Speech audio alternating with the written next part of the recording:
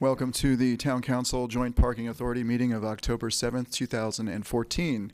At this time, I'd like to ask those who are in attendance to please silence your cell phones, your iPads, your personal communication devices. Clerk, can you please call the roll? Thank you and good evening. Councilmember Diane McNutt. Here. Councilmember Barbara Spector. Here. Councilmember Joe Przynski. Here. Vice Mayor Marcia Jensen. Here. Mayor and Chair Stephen Leonardis. Here. As is our custom at the beginning of each meeting, we invite one of our young leaders in the community up to lead us in the Pledge of Allegiance. And tonight, we will be inviting Will Harland forward. Will you please come forward?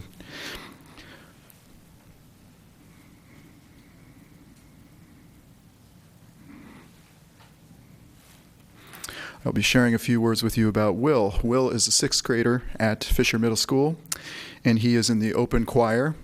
Previously, Will was at Van Meter, and he was involved with an organization called the K-Kids.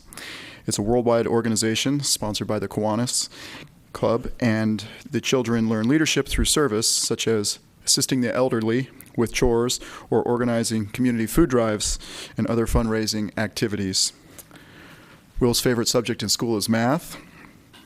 Will has played football for 2 years in the Pee Wee division with the Cambrian Valley Longhorns. Will, for fun, enjoys skateboarding, and he is a fan of the Raiders, and he is also a fan of Elvis. And I can tell you that Will does a very good Elvis impersonation. Please give a round of applause for Will Harland.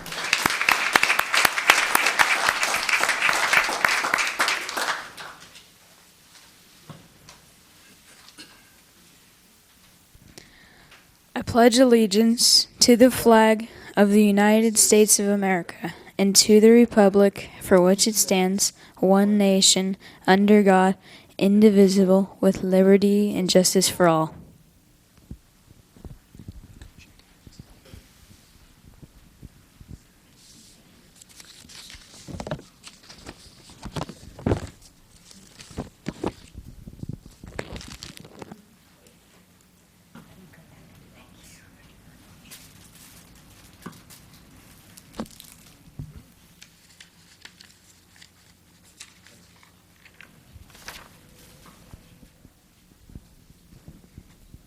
Let's give another round of applause for Will Harland.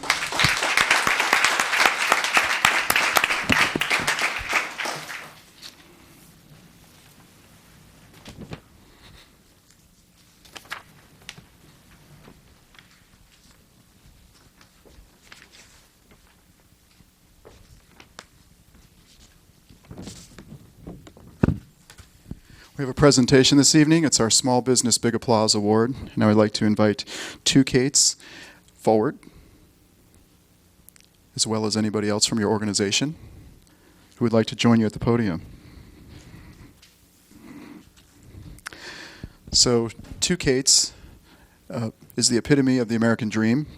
She is our Small Business Big Applause nominee this evening. Her family came to the U.S. in the 70s, and she purchased a 7-Eleven franchise in 1976. It's the location on Blossom Hill Road and North Santa Cruz Avenue. And all of her brothers, sisters, children, mom, dad, all have worked there over the years. Many have gone on to start their own families and go off to college and start their own careers. It's very impressive to know that she has been in business for 38 years at this location. A few years ago, when Safeway was under reconstruction, a lot of people used her store and very much relied on it as a source for their everyday needs beyond the normal shopping that was done there. When I think about Tu as a person, she works all week at her store, and then on the weekends, sometimes she will participate in activities such as the Fiesta de Arts, working 10 hours each day on Saturday, Sunday in the heat. Thank you for your give back to the community. Thank you for employing all of those youngsters and helping them on to better lives. And thank you for being in business for 38 years in Los Gatos.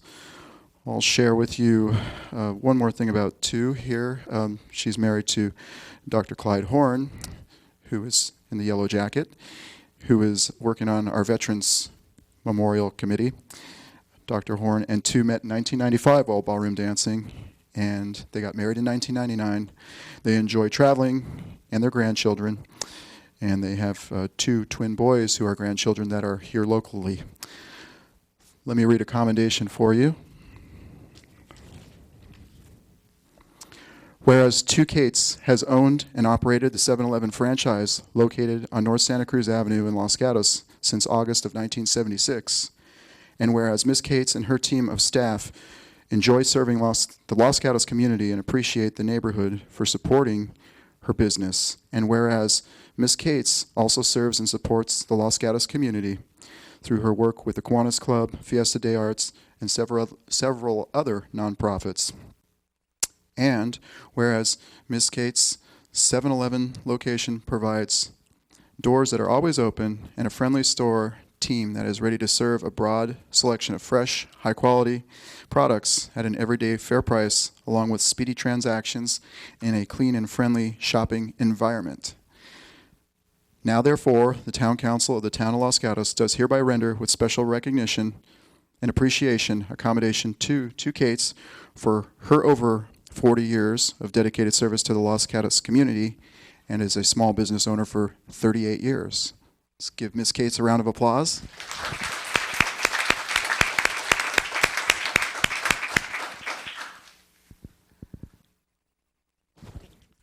And that is for you, and we look forward to 38 more years in business. She always greets you with a smile. Is there a picture? Anyone?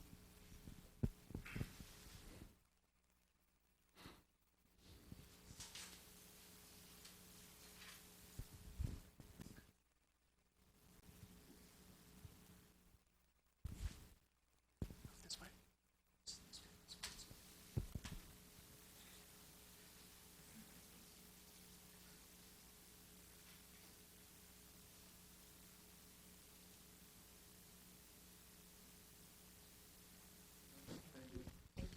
One more round of applause for Ms. 2 Kates.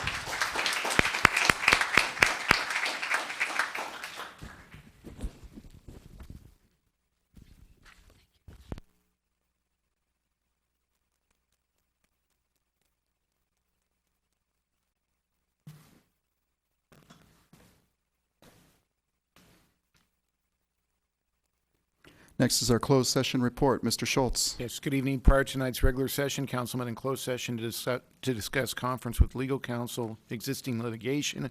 The case is Sagari versus Town of Los Gatos. No action was taken that requires reporting under the Brown Act. Thank you, Mr. Schultz. Council matters. Does any member of council have something they wish to share? Councilmember Przynski. Thank you, Mr. Mayor. Well, since we had an extra week in the month, it was a busy period of time. As a member of the VTA Board of Directors, there were 3 sessions that I attended.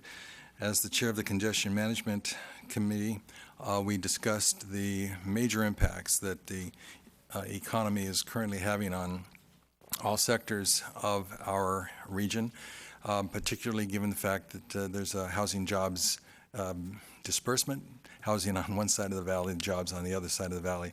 So that was something that's being evaluated right now by the Valley Transportation Authority as to mitigations that might occur.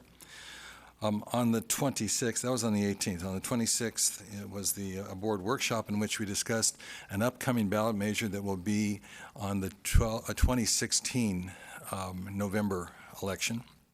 And that will be to look at in response to, again, the congestion needs that we see in the valley, to find a way to enhance financially some of the mitigations that might occur both in roads, the rails, the bus systems.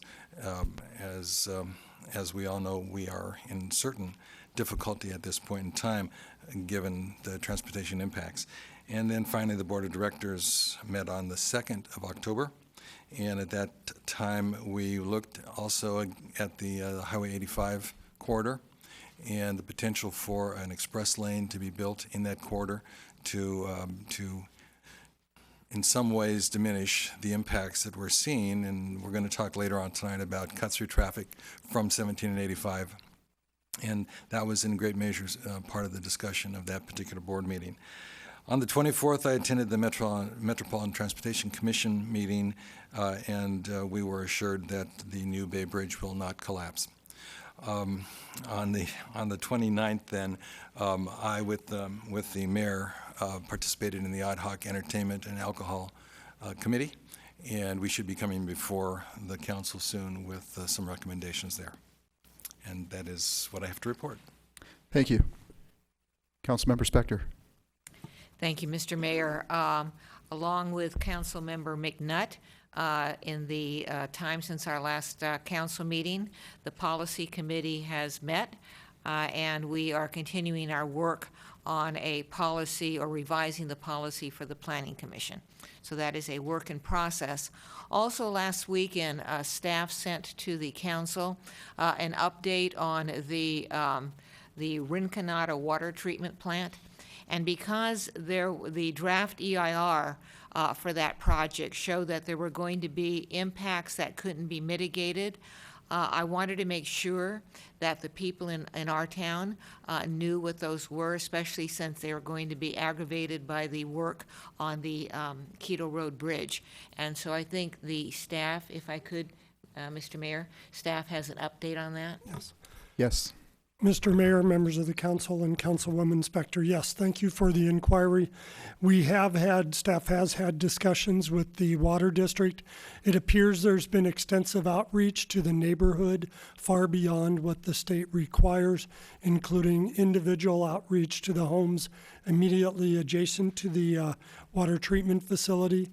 The restoration of this facility is it's the oldest facility in the water district's inventory, and they view it as essential to maintaining a clean and adequate water supply for Los Gatos and the West Valley.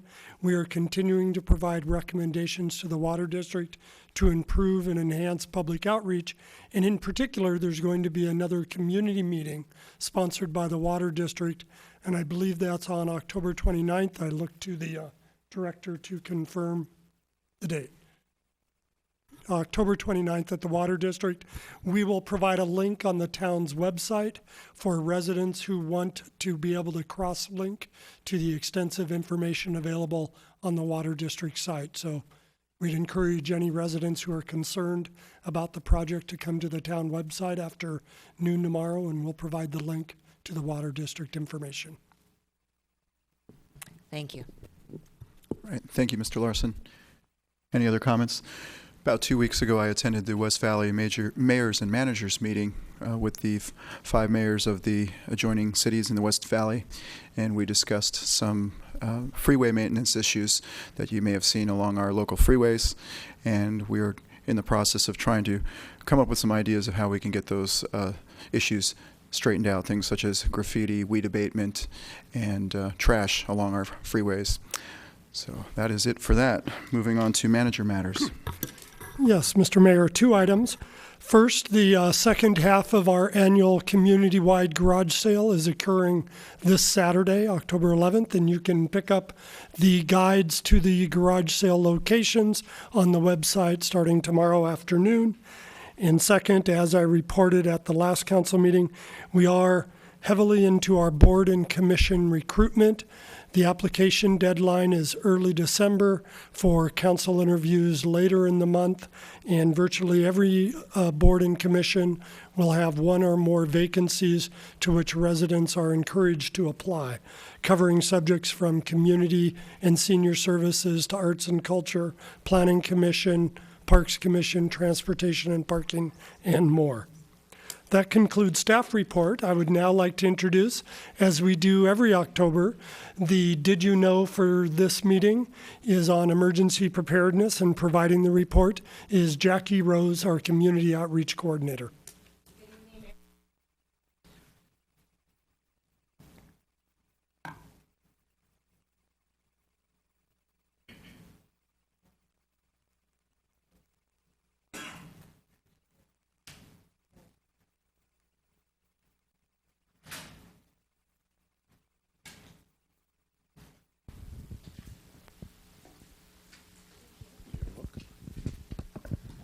Okay, good evening, Mayor and Council.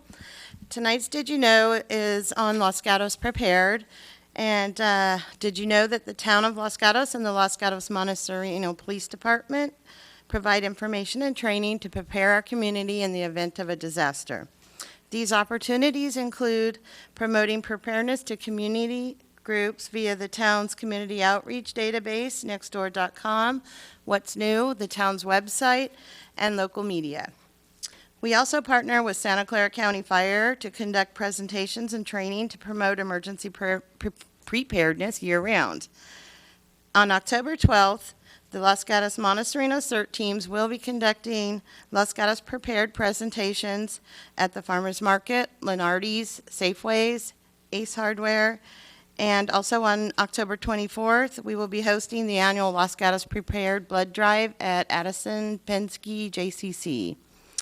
At each of these events, the CERT teams will be providing the following tools to our community: a 72-hour emergency supply list, a family communication and reunion plan, tips for earthquake and pandemic flu, and preparedness for seniors, pets, and residents with special needs.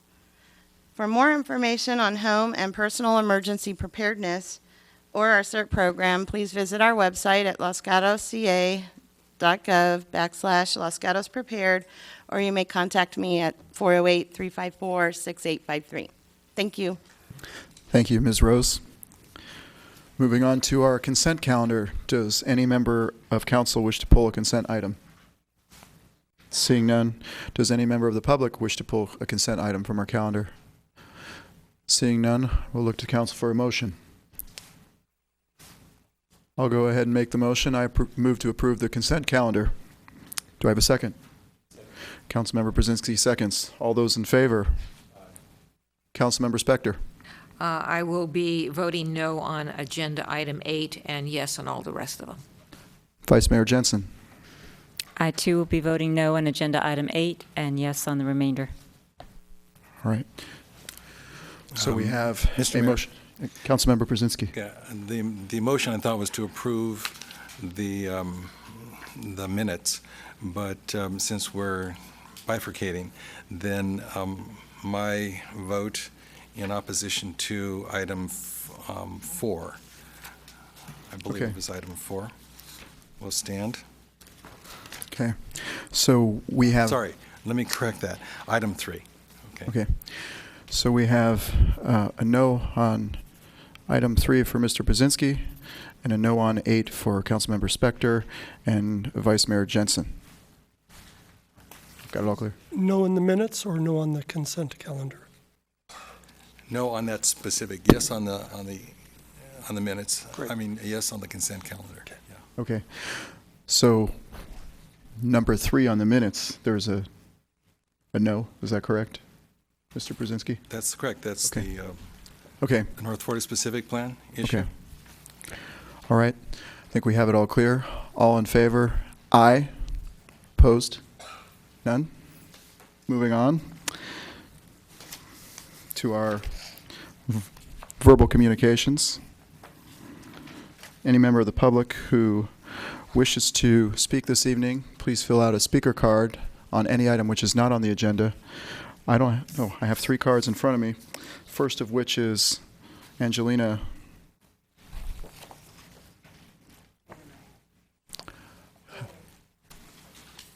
Come forward and please pronounce your last name for me. Angelia Dorner. Dorner. I'm sorry I couldn't make out the handwriting. Sorry. Thank you. I'm Angelia Dorner, a proud resident of the Almond Grove for the past 17 years. If all of the Almond Grove residents, did you click? Okay, who went to these meetings knew what I know now after hours of studying the town council records, they would undoubtedly agree with me. The better term is community outrage. A meeting was held in January 2013 to prioritize the town's CIP list and potential funds. Thank you, Council, for making this project number 1. Because this project is so complex, a study session was held in December of 2012. Your guidance to town staff called for extensive outreach with residents and downtown businesses. You suggested we be given definitive information about asphalt versus concrete options, such as timeline and cost differentials, and your willingness to accept our decision either way. Remember, I didn't know any of this until after our community outreach meetings. The first meeting was held in October 2013 by the town engineer. Here is what I took away from that meeting. The streets will be concrete because the town says so. We were shown summary cost estimates between concrete and asphalt and what key issues would have to be considered.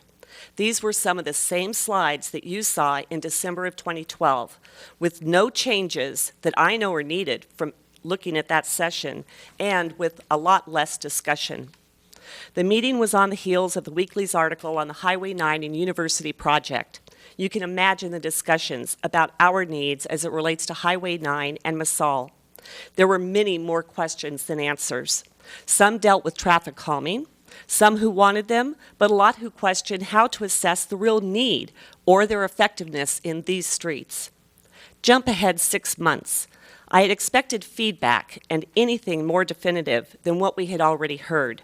Instead, the only representative from the town was our new town engineer. The meeting was led by a consultant who presented a comprehensive traffic calming design. He talked about a lot of things with that, and he asked about our choice in concrete colors so many times that I thought I was going to go down and slug him. I guess that's when I crossed the line into outrage. In August, the town cried uncle, and one more item got added to my list of grievances. Who asked for this, and how much did it cost? Also, did you know that town staff held the pre-proposal meeting for this design the day before the first outreach meeting? So 18 months after your 2012 session, the residents still know less than you did at that time, and the consulting meter has already been ticking. I want an omission to simply find the whens and whys of a few critical questions. I have found them. Now I have even bigger questions and serious concerns about this project. I am not an antagonist. I am a protagonist. We need to get this done, but it needs to be done right. The residents deserve it. Our town desperately needs it. Last month, let me just finish real quick. Last month, the town said we are starting a new era of openness, transparency, and proactive outreach into the community. I am asking, please, start with the residents of the Almond Grove and give this project a new beginning. Thank you. Thank you, Ms. Dorner. Any questions for the speaker? Seeing none. Moving on to the next speaker, which is Scott Broomfield. Thank you, Mr. Mayor, Town Council. I wanted to do a friendly reminder and invite that on October 14th, we have a school board meeting in the Los Gatos Union School District. It's going to be at Fisher this time. It's at 6:30, and we are going to have the candidates for Town Council speak for 5 minutes each. We are then going to review the demographic study. We're then going to have a review of the school boundary issues and the processes. And then we're going to have a discussion and a possible vote on the Fisher sports complex. All these things relate to overall town issues, and I just want to remind everybody of this and invite anybody that wanted to attend to attend. Thank you. What time was that meeting? 6:30, All right, thank you. and it's at Fisher, not at the district office. This is in the big gym at Fisher? Or It's going to be in the library. in the library? Yeah. Okay, thank you. Thank you. Next speaker is John Shepherdson.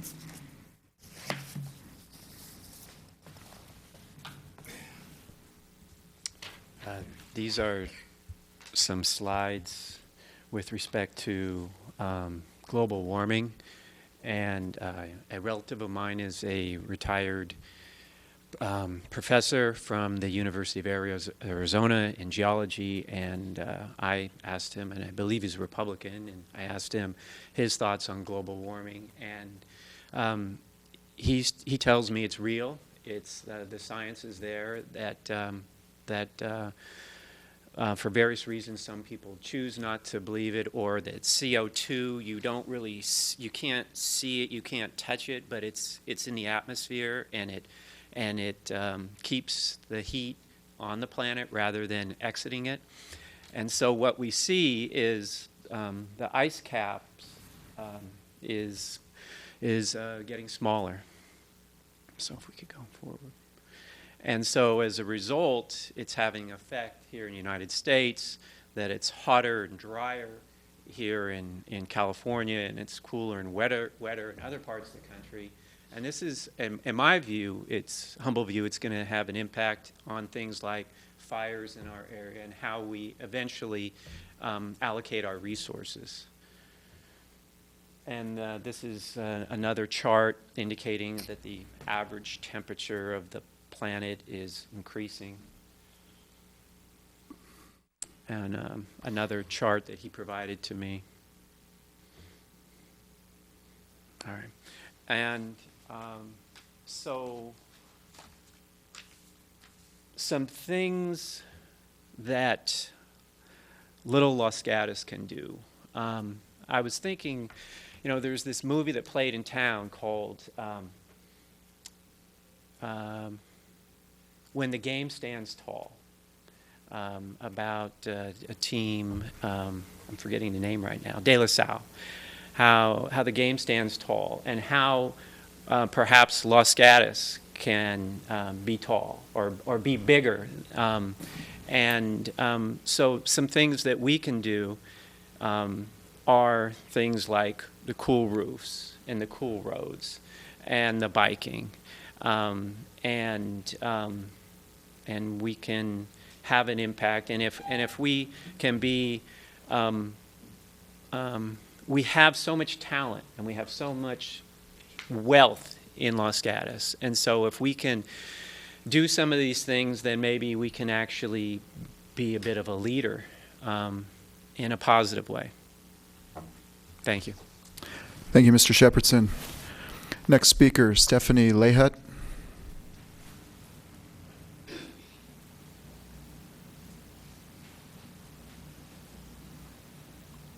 Good evening, Mr. Mayor, council members. My name is Stephanie Lawhot. I'm here with Housing Trust Silicon Valley, and I'm here today to invite you to participate in a wonderful community event on Thanksgiving morning, November 27th, the 10th annual Applied Materials Silicon Valley Turkey Trot. In just the first 9 years of the Turkey Trot, we've been able to raise over $4 million to donate to 4 local charities that have invested that back in our community. This year, on the 10th anniversary, we expect over 30,000 participants, supported by 2,000 volunteers, with hopes to raise $1 million to donate back to our beneficiaries. The Turkey Trot is a fun and healthy way to start our holiday season and is geared towards the whole family. Several special competitions include the First 5 Kids Fun Run, Quickest Cop, Fastest Firefighter, a costume contest, and then, of course, the Mayor's Cup Challenge, which is what I'm here to talk to you all about today.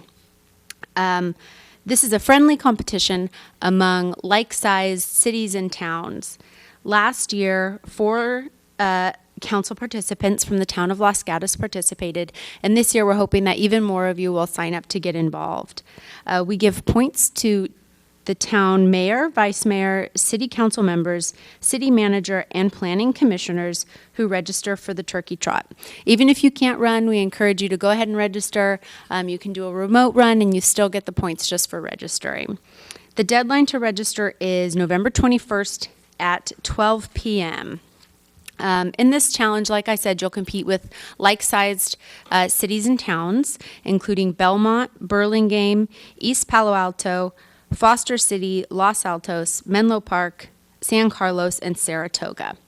And if you win the town challenge, you'll receive the Mayor's Cup trophy to display here in your town chambers, recognition at the race and in post-race press, and of course bragging rights for an entire year, which is very, very important. We hope that you'll come out and join us for Turkey Trot this year. Your leadership is valuable, and we know that that trophy is going to look great here in Town Hall. Thank you. Thank you. And I do have some flyers if anybody's looking for information. Thank you. If you could pass those to the clerk, that would be great. That's the last speaker card I have in verbal communications. So we'll be moving on to our first public hearing this evening, which is Plan Development Application PD-14-003. The project location covers a number of addresses on Santella Court, Santella Drive, Gumtree Lane, located at the Highlands Plan Development on Shady Lane east of Short Road, and the property owner applicant is Davidson Homes. Delivering our staff report is Mr. Joel Paulson, our planning manager. Good evening, Mayor, council members. In 2005, the council approved a plan development ordinance to subdivide an existing 66-acre parcel into 19 lots, which is known as the Highlands of Los Gatos. In that plan development, there's a performance standard, which also carried forward to the 14 of the 19 architecture and site applications that have been approved for this PD thus far, requiring the light reflective value of the homes to be an LRV of 30 or less. The applicant's requesting approval of a modification of the PD and specifically that performance standard so that alternative methods of compliance with the LRV requirement could be achieved. Generally, they're asking for consideration of 3 methods. One is there will be 8 of the 19 lots would meet the LRV requirement. 3 of the lots are proposed to use the what they have proposed as an averaging of all of the materials on the exterior of the buildings. And lastly, they'd like to be allowed not to comply with the LRV of 30 for 8 additional parcels due to the architectural style of those. The Planning Commission reviewed this matter on August 27th and recommended denial of the plan development modification. However, they did ask the council to consider the averaging option that was proposed by the applicant. And additionally, they wanted some additional information on future applications and whether or not there may be some other methods to still meet the intent of the LRV of 30 other than what staff typically uses, which is the main body color of the house. If the town council finds merit with any one of the applicant's proposals, then performance standard 15 would be need to be modified. And so staff's provided a starting point considering averaging, and the condition is provided in the staff report, but that's just a starting point, and there's always room for additional consideration and discussion by council should they choose to modify that or choose not to modify the performance standard at all. That concludes staff's report, and we're here to answer any questions that you have. Thank you, Mr. Paulson. Does council have any questions for Mr. Paulson? Vice Mayor. Thank you, Mr. Mayor. Mr. Paulson, thank you. So I have to confess, I've been doing this stuff for a while. My copy is 2004.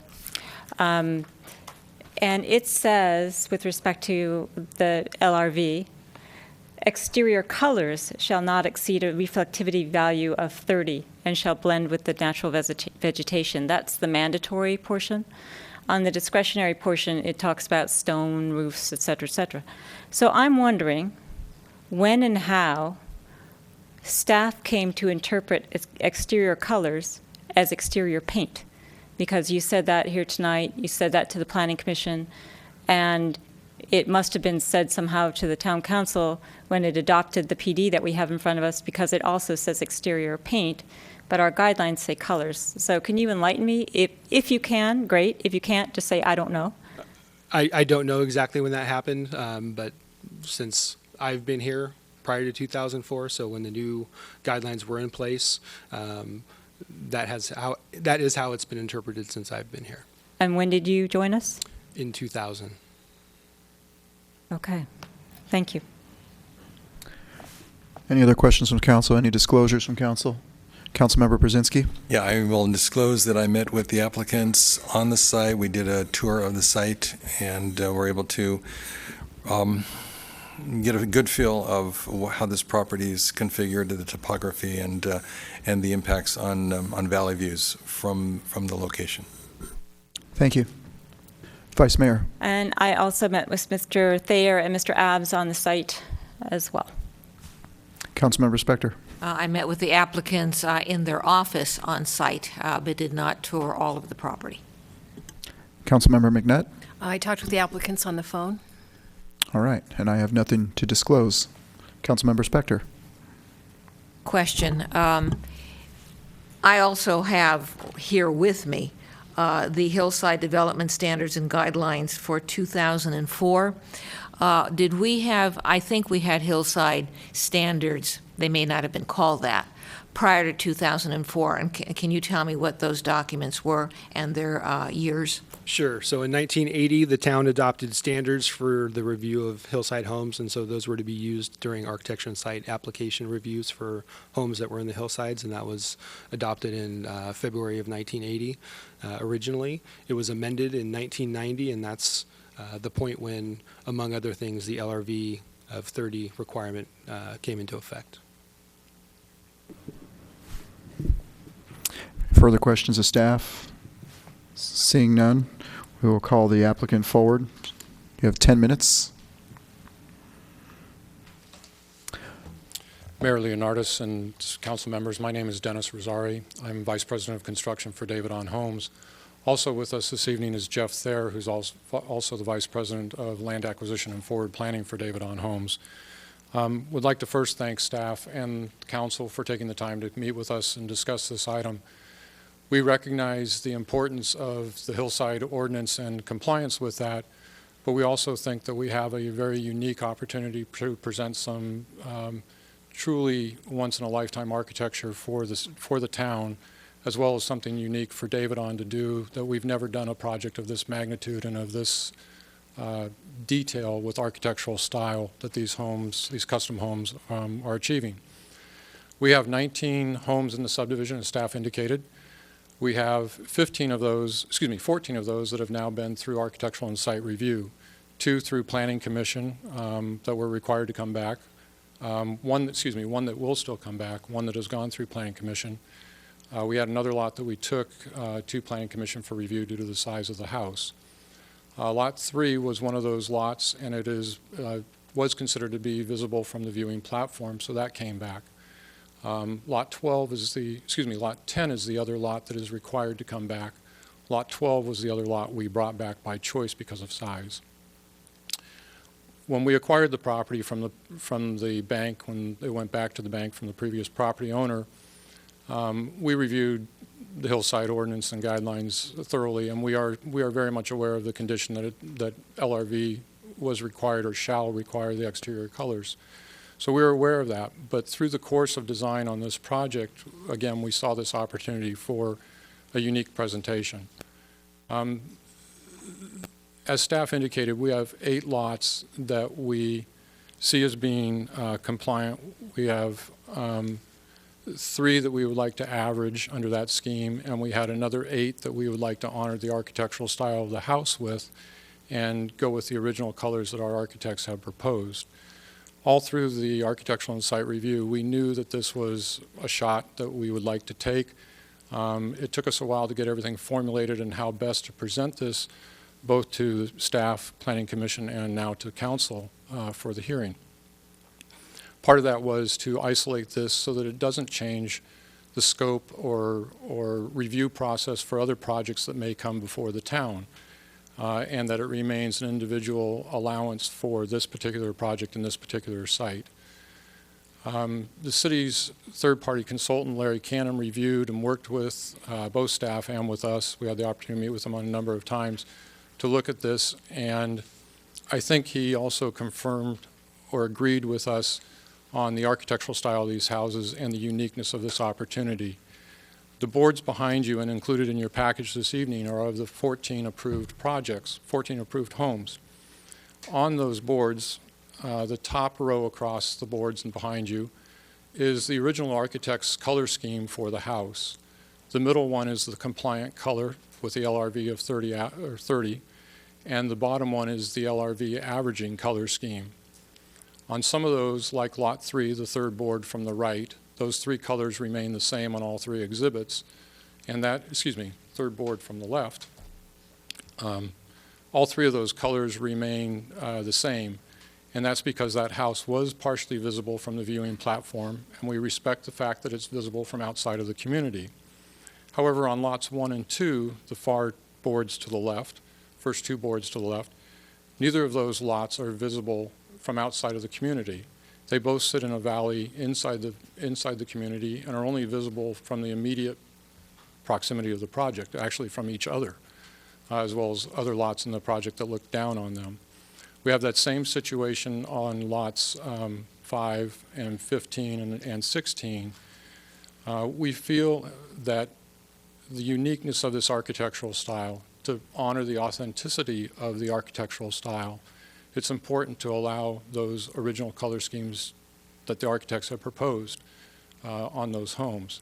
We recognize that this is a variance to the Hillside guidelines and ordinances, but we, again, see this as a unique opportunity to try and do that. Be happy to answer any questions you may have regarding this. I would like to also just add quickly that we have our first 5 homes under construction. All 5 of those are sold. 2 of those are closed escrow. All of those homeowners have been advised of the LRV compliant requirement, and that we have colored the first 2 homes that have closed escrow and have been completed with LRV compliant colors. We have an agreement with those property owners that pending the outcome of a decision, that we will come back and repaint the home to either an average color or possibly the original color scheme that the architects have proposed, or the LRV compliant color that's currently on the house now. Regardless, we have an obligation to repaint those homes. That's part of our final coat of finish on the house, in addition to the stucco color. Again, happy to answer any questions that you may have, or Jeff's available to answer questions as well. Thank you. Thank you. Questions? Vice Mayor. I have 2 questions, if I may. Mr. Azari, the first question is, thank you for bringing the board with the different lots numbered on it. You gave us a lot of numbers, but it's hard to track. Could you just let me know by that board over there which lots you're talking about? And it's color-coded, so I'm assuming that some, you mean by some that they're visible and some are not. Could you just give me an update, review of what that means? I will try to. The homes that are shown in yellow are the homes that we would like to honor the original architectural style of the project. So in the upper left-hand corner, assuming I can get my lefts and rights correct now, the upper left-hand corner are lots 1 and 2. They're the yellow footprints that are there. Lot 2 is a completed home and occupied. Lot 1 has been through architectural site review. The homes shown in blue, which there are 8 of as well, are the compliant LRV colors. Lot 3, which is center left of the board and just directly below the first 2 lots I referred to, it sits on top of the ridge top, and it is visible from the viewing platform at Blossom Valley Road and Los Gatos Boulevard. Lot 18, which is below that, is an LRV compliant color by architectural style of that house. That happens to be the second to last board on the right-hand side of the brick wall. The 3 homes that are shown in orange are the LRV averaging architectural styles that we would propose to do. And I think, Councilwoman Jensen, you indicated earlier with Mr. Paulson about the exterior colors.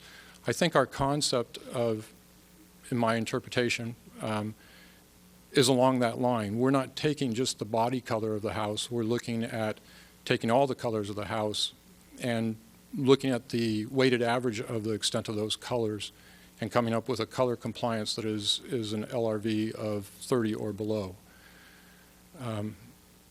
That may be a little bit of a stretch of the interpretation, but I think it's achieving the overall goal for the overall color of the house. You anticipated my second question, which is what was the methodology for coming up with your average? Did you figure out how much stone there was, how much roof there was, and then put them together to come up with an average? How did you come up with that? We did do that, exactly. Our architects did that actually. And in your package, actually, you have a colored exhibit for Lot 2, which has these vibrant orange and pinks and blues and greens on it. And all that is to delineate the areas of the various materials on the house and then calculate the square footage of that material and the light reflective value of the roof, the side, the stucco, the precast trim, the brick materials, what have you. And then that was weighted based on the front and rear elevation of the house for an overall weighted average of the color on the home. We did not do the left and right side of the homes, as they're rather minimal and pretty repetitious of what's happening on the front and the back. As I think you see from the architectural styles of the homes on the walls behind you, these aren't one-sided homes where the other 3 sides of the house are stucco. They're predominantly wrapped with the materials that are visible on the front of the home. Vice Mayor. One more, sorry. When you were kind enough to take me on the tour, there was a house, and I'm not going to remember the lot number, but it was up at the top of the hill, the cul-de-sac, and it was primarily stone. It had sort of 3 sections of stone, and I'm looking for it up on the board, and I don't see it. It happens to be Lot 6, which is directly behind you. The Italian Villa.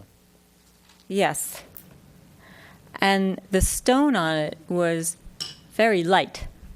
The paint was very dark. So if I took a staff interpretation and I said paint, maybe it's compliant. But if I used your interpretation, I can't imagine that that stone color would be compliant. Am I right or wrong? I believe you are correct, and that was based on our understanding of staff's interpretation from our meetings before architectural site review, that it was based on the body color of the house, being the stucco color of the house. So using staff's interpretation, simply by making my house all stone, I can avoid the mandatory requirement in the guidelines, if I so desired. That certainly wasn't the intent of that design. I'm not suggesting it was. I'm just suggesting a hypothetical. As Jeff indicated, accidentally that did occur, but I think we have a very rich-looking elevation with the authentic stone material that's on that home. Thank you. Councilmember Spector. Thank you, Mr. Mayor. Actually, your application creates all kinds of interesting analyses. So for that, I thank you. I like interesting analyses. You started out, if I recall the staff report correctly, with 1 home, and then when you went to Mr. Cannon, there were 5 that you had him examine, correct? We started out, long answer to a short question, I apologize. We started out with an application on Lot 2. The intent was to bring that before staff and before Planning Commission and ultimately Council for an interpretation. That grew into a broader range to look at all of the houses. And during this period of time, we were continuing to design houses with various aspects in mind. So it grew from not just 1 house, but it grew to all 14 that have been approved at this stage. The last 5 are have been submitted or are being submitted for architectural site review. And in fact, I think 1 or 2 of the houses go tomorrow morning to staff as well. So do I understand from what you're saying that you would anticipate that all of the homes would be going to Mr. Cannon, or what is your understanding, if any, in that regard? Mr. Cannon looked at the 14 of the 19 homes that we had designed at that point in time when we met with him back in early spring. And he reviewed those 19 for color variations and uniqueness to architecture. I believe in his letter, he felt that maintaining the LRV compliant color throughout the project would be creating a Darth Vader village, was his wording in his letter. And that's oddly enough, that's essentially why we're here, is that we would like to have a broader range of color for homes that are not visible from outside of the community. Understood, but different from that, Mr. Cannon has looked at 5 of the homes under your theory of blending, okay, but he hasn't looked at the other 14. He's looked at, I believe he's looked at 5 for LRV averaging, that's correct. All right, okay. Thank you. Sorry. Councilmember McNutt. Thank you, Mayor. And just to clarify, as you were going through the chart so nimbly, you have those lot numbers down much better than we do. With the Vice Mayor, you mentioned that lot number 3 is visible. What are the other lots that are visible, if any? The other lots that we feel are visible, or we suspect are going to be visible, is Lot 10, which is required to come back to Planning Commission for review. It's indicated in there on the wall with a blue footprint. It's in the upper right-hand corner. Lot 9 also will be highly visible, also in blue. Lot 4 is probably not likely to be visible, maybe partially because it sits on a hillside behind the ridge of Lot 3, so not likely to be visible from the viewing platform. It's been through architectural site review, and I honestly don't recall what the story poles were and how they were portrayed from off-site, but I don't think it was highly visible. Lots 11 and 12, also in blue, are partially visible from the Lee High School area, and those houses were also LRV compliant with the LRV 30. So all of the lots that are visible outside of the immediate neighborhood are going to be compliant. It's the only ones that you want are the lots that are not visible. That's correct. That's our best attempt at it, yes. Okay. To clarify that, there may be partially visible portions of the home in some situations. Lot 2 and Lot 1, as I indicated before, sit down in the valley of the site and are not going to be visible at all from anywhere outside other than the homes in the community looking down on them. Any further questions from council? Seeing none, thank you. Thank you. I have no speaker cards on this yet. If any member of the public wishes to speak, please bring a card forward.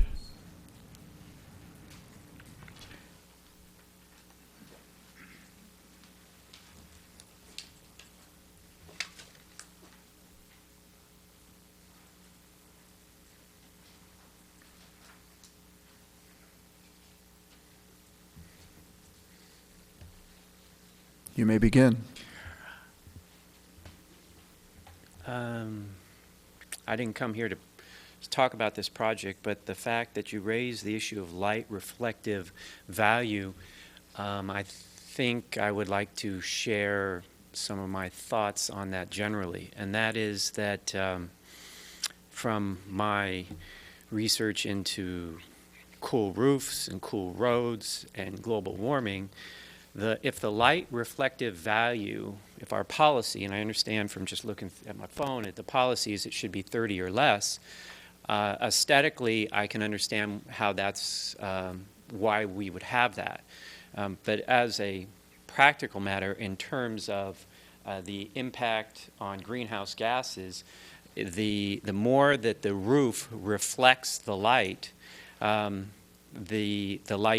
hits the roof and then it tends to go back up into the atmosphere.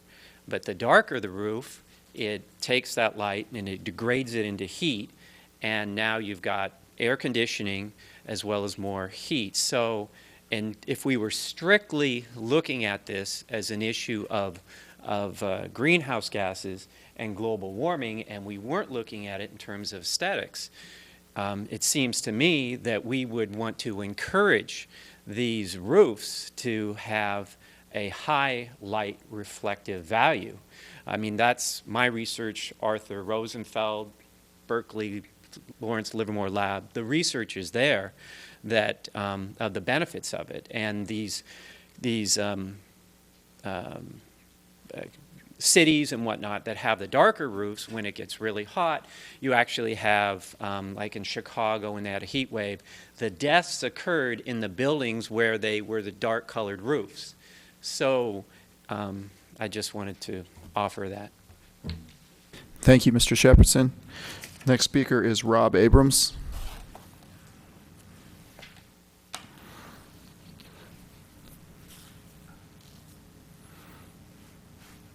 Thank you, Mr. Mayor and Council. I'm actually one of the first homeowners that closed escrow, lot number 6. I want to tell you a little bit about myself first and then get into the process. I've been a resident in town for about 14 years, lived in a neighborhood about 1.5 miles away.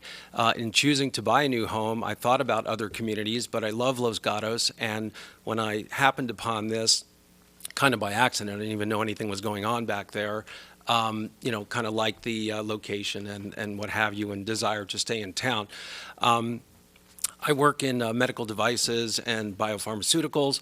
I don't know if you paid attention to the news today, but there was a story about the Ebola virus and treatment of 2 individuals. One of our companies is responsible for that experimental drug. We put a lot of effort into that as well as other devices, and we're very busy people. So we put a lot of compassion into our work.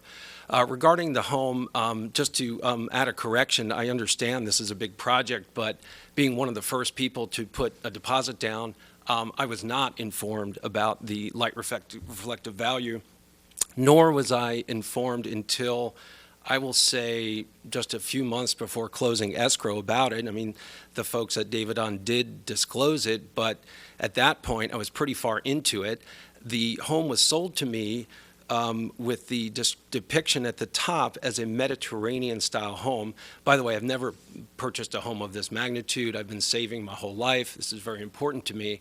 So in full disclosure, I was not aware of this, and in good faith, purchased a home that was supposed to look more like a Mediterranean. With the color that's on it now, it does not look that way. It is a toffee dark brown color. And in all honesty, you know, they did put a lot of nice stonework, and that is what makes the home look as pretty as it does. So I guess my appeal is I'd like the consideration, particularly of homes that are not visible from a viewing platform. I have strained very hard to look and see the house from the boulevard, from various other locations.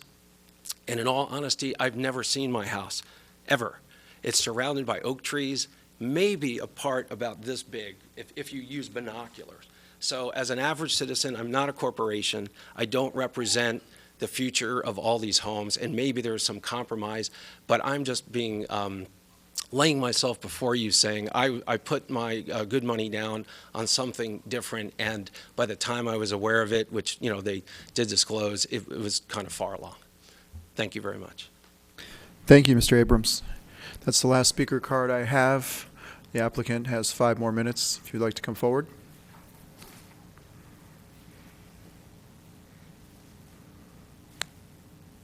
Hi, I'm Jeff Thayer, and Dennis gave a very comprehensive presentation with a lot of numbers and stuff, and I'm just going to make a real brief comment, see if Dennis has anything else to say. But basically what we've tried to do is present something quite simply that we think is going to be an improvement to the overall appeal of the project. We've tried to design with the LRV averaging approach that we are going to do something that goes a little further into that kind of fine detail that will give us a little bit more variety, but it's not disrespecting the existing ordinance in any respect, because we've heard tonight that there's already been some discussion on what exactly was considered in the calculation, et cetera. Well, we've laid it out on the table that this is a method that we think can be an improvement. We've also said that we'd like to see, if possible, some houses with original color scheme. And that would be in a situation with very little, if any, visibility. So it'd be only an internal community situation. But we appreciate your listening to our proposal. It's complicated in some respects, but we've tried to also simplify into an approach that can work and is respecting the ordinance at the same time. So. All right, thank you. Any questions from council? Seeing none, we'll close the public hearing and move to council for discussion. Councilmember Spector. Thank you, Mr. Mayor. As I indicated to the applicant, for me, this was this probably to you is not really interesting because you have a lot at stake. But for me, this was interesting in the sense of analysis, because I would be going one way as I read things, and I would turn around and I would go another way. Some of the inconsistencies for me were, how many lots are we really talking about? It seemed like we started out with 1 lot, and then we went to 5, and then we went to all of them. That was one thing. Those facts were confusing to me. And then in listening to the Planning Commission, I can say their questions were, what is mandatory, what is not mandatory? I am very comfortable that the reflectivity value of 30 is mandatory in our Hillside standards. and it says it uses the word shall, and in fact, in our Hillside standards, we actually defined that fact that shall is a mandatory word. And we also include in our Hillside standards the fact that these standards will apply to plan developments, and this is a plan development. And in fact, in the plan development, we put as a condition that it will comply with these Hillside standards. So I'm going along in this direction. And then, akin to what the Vice Mayor said, and having listened to the Planning Commission, I read the standards. Number 2, exterior colors shall not exceed a reflectivity value of 30 and shall blend with the natural vegetation. And then I compare that with what staff was doing, which was looking at paint. And I do not think, the words in our standards are not paint. They're talking about the exterior colors. And that is what I believe the applicants are requesting. So, given the circuitous path that I've been on, I'm going to go ahead and I'm going to make a motion. I'm going to move to return this application and request to staff, and that staff review the homes in this development, looking at exterior colors, not simply exterior paint, which I do not believe is the appropriate evaluation, and that they then bring their analysis back to the council. I would request that Mr. Cannon weigh in on all of the homes, that he use not just very lovely pictures, but that he also use paint colors, paint chips, whatever an architect such as Mr. Cannon would use, and that when it comes back to us, it also gives us shows us which of these sites is visible and to what extent, and that staff. As part of this, and I sure hope that somebody seconds this after all this work, that as part of this, that staff indicate to us how, if we change the way that we look at the colors and not just look at paint, that staff indicate to us how that process can be memorialized for future developments. So we have a motion. Vice Mayor. I'll second the motion. I, too, went back and looked at the Hillside Design Guidelines, and it says exterior colors. It doesn't say paint. So I don't know where that came from. I'd be very curious where that came from. And as with Lot 6, as I pointed out, it creates a distortion of the intent of the guidelines, which was to have an overall reflectivity level of the structure that was 30. So if I put white stone and nothing else, I have not met the guidelines, but the staff would say that's okay. So I applaud Councilwoman Spector for going through this carefully. I would like the staff to review this, probably not as thoroughly as Councilwoman Spector, but I'm seconding the motion, so that's fine. But the things that I would be most interested are to obtain from the applicants their methodology for figuring out this averaging, which, I would like to see us apply going forward. I don't think Mr. Rizzari stood up and said it's a variance. It's actually not. Our guidelines say exterior colors. The variance has come from within, and so I hope we can correct that. So that's why I'm very interested in memorializing what I'm going to say through this motion is the correct interpretation that the structure needs to be 30, not the paint. So I'll second the motion. Councilmember Brzezinski. Thank you, Mr. Mayor. I want to go back to the purpose of our language in the first place.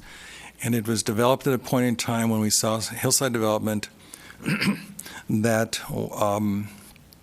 in effect, created this view of the mountain that was dominated by many light sources, whether they were paint colors or light at night. And at that point in time, when we were looking at these issues, I think we, as a community, through the Planning Commission and Council and with the staff, concluded that this is not something that we want to continue. If you look at the hillside immediately south of the project site, you'll see where this is exemplified. There are so many homes that sit on the hillside, very visible to the neighborhood and the distant viewshed, and I think that was the reason why this issue was raised. I think at that point in time, we tried to stop something that was going on that was detrimental to the character of the town, and this language was intended to allow us to have some control over that. Since that time, and with the revisions that have occurred, I think we've been pretty successful. We also talked about not having homes that from the viewing platforms broke the ridge line. For the specific reason we want to protect the views of the hillsides. So from my perspective, the major issue are those homes that are visible from the viewing platforms. And the question would be then, how much do they diminish the value of the hillside character? And those are the ones I'm particularly interested in, those ones I'm particularly concerned about. And if I'm hearing correctly, it sounds like those are the ones that have also been able to accommodate our language at this point in time. I do not think that the intent of the language was to create basically a brown view of the entire neighborhood if it exists on a hillside. And when I visited the site, I was impressed with the fact that there are the majority of the houses that are not visible from any of the viewing platforms or even from the flat land, if you will. So my inclination is to reinforce what I heard from the Planning Commission. They tried really hard to say to us, we think there's merit in the interpretation that's being given us by the applicant, and that the standard 15, which was revised to reflect the issue of reflectivity in relationship to the proposal made by the applicant, I think is a clear reflection of that. It attempts to say this is a one-time only. You only look at it in relationship to this site.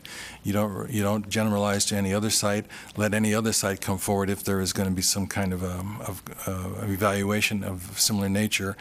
And I think that it's really important for us to acknowledge one other thing that the Planning Commission said, and that is we're not all just about color, we're also about architectural character. And the values that would be brought to the discussion by looking at the architectural character as is reflected in the colorscape would be very important. And I want to commend the Planning Commission. I think they did a great job in a very narrow window within which they had to operate. And that window was they're looking at the language, they're interpreting it rigorously, but they're also looking at the reality and saying that there are some ways in which this thing could be evolved that really do accommodate architectural character as well as preservation of the viewshed and the impacts of reflectivity from the valley floor. I'm therefore conflicted about the particular motion on the table, because if the motion says go back to staff, do a evaluation, but look very carefully at the recommendations made by our consulting architect and the applicant for these issues of real impacts, that to me would be an appropriate evaluation that could take place, rather than to assume that we can't go forward from this point in a more expeditious manner. It's a really difficult site. The entire property is a really difficult site.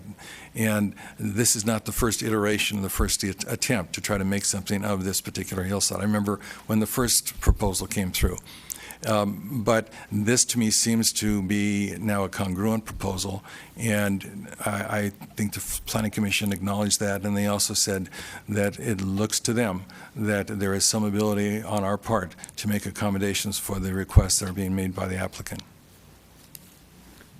Councilmember McNutt. Thank you, Mayor.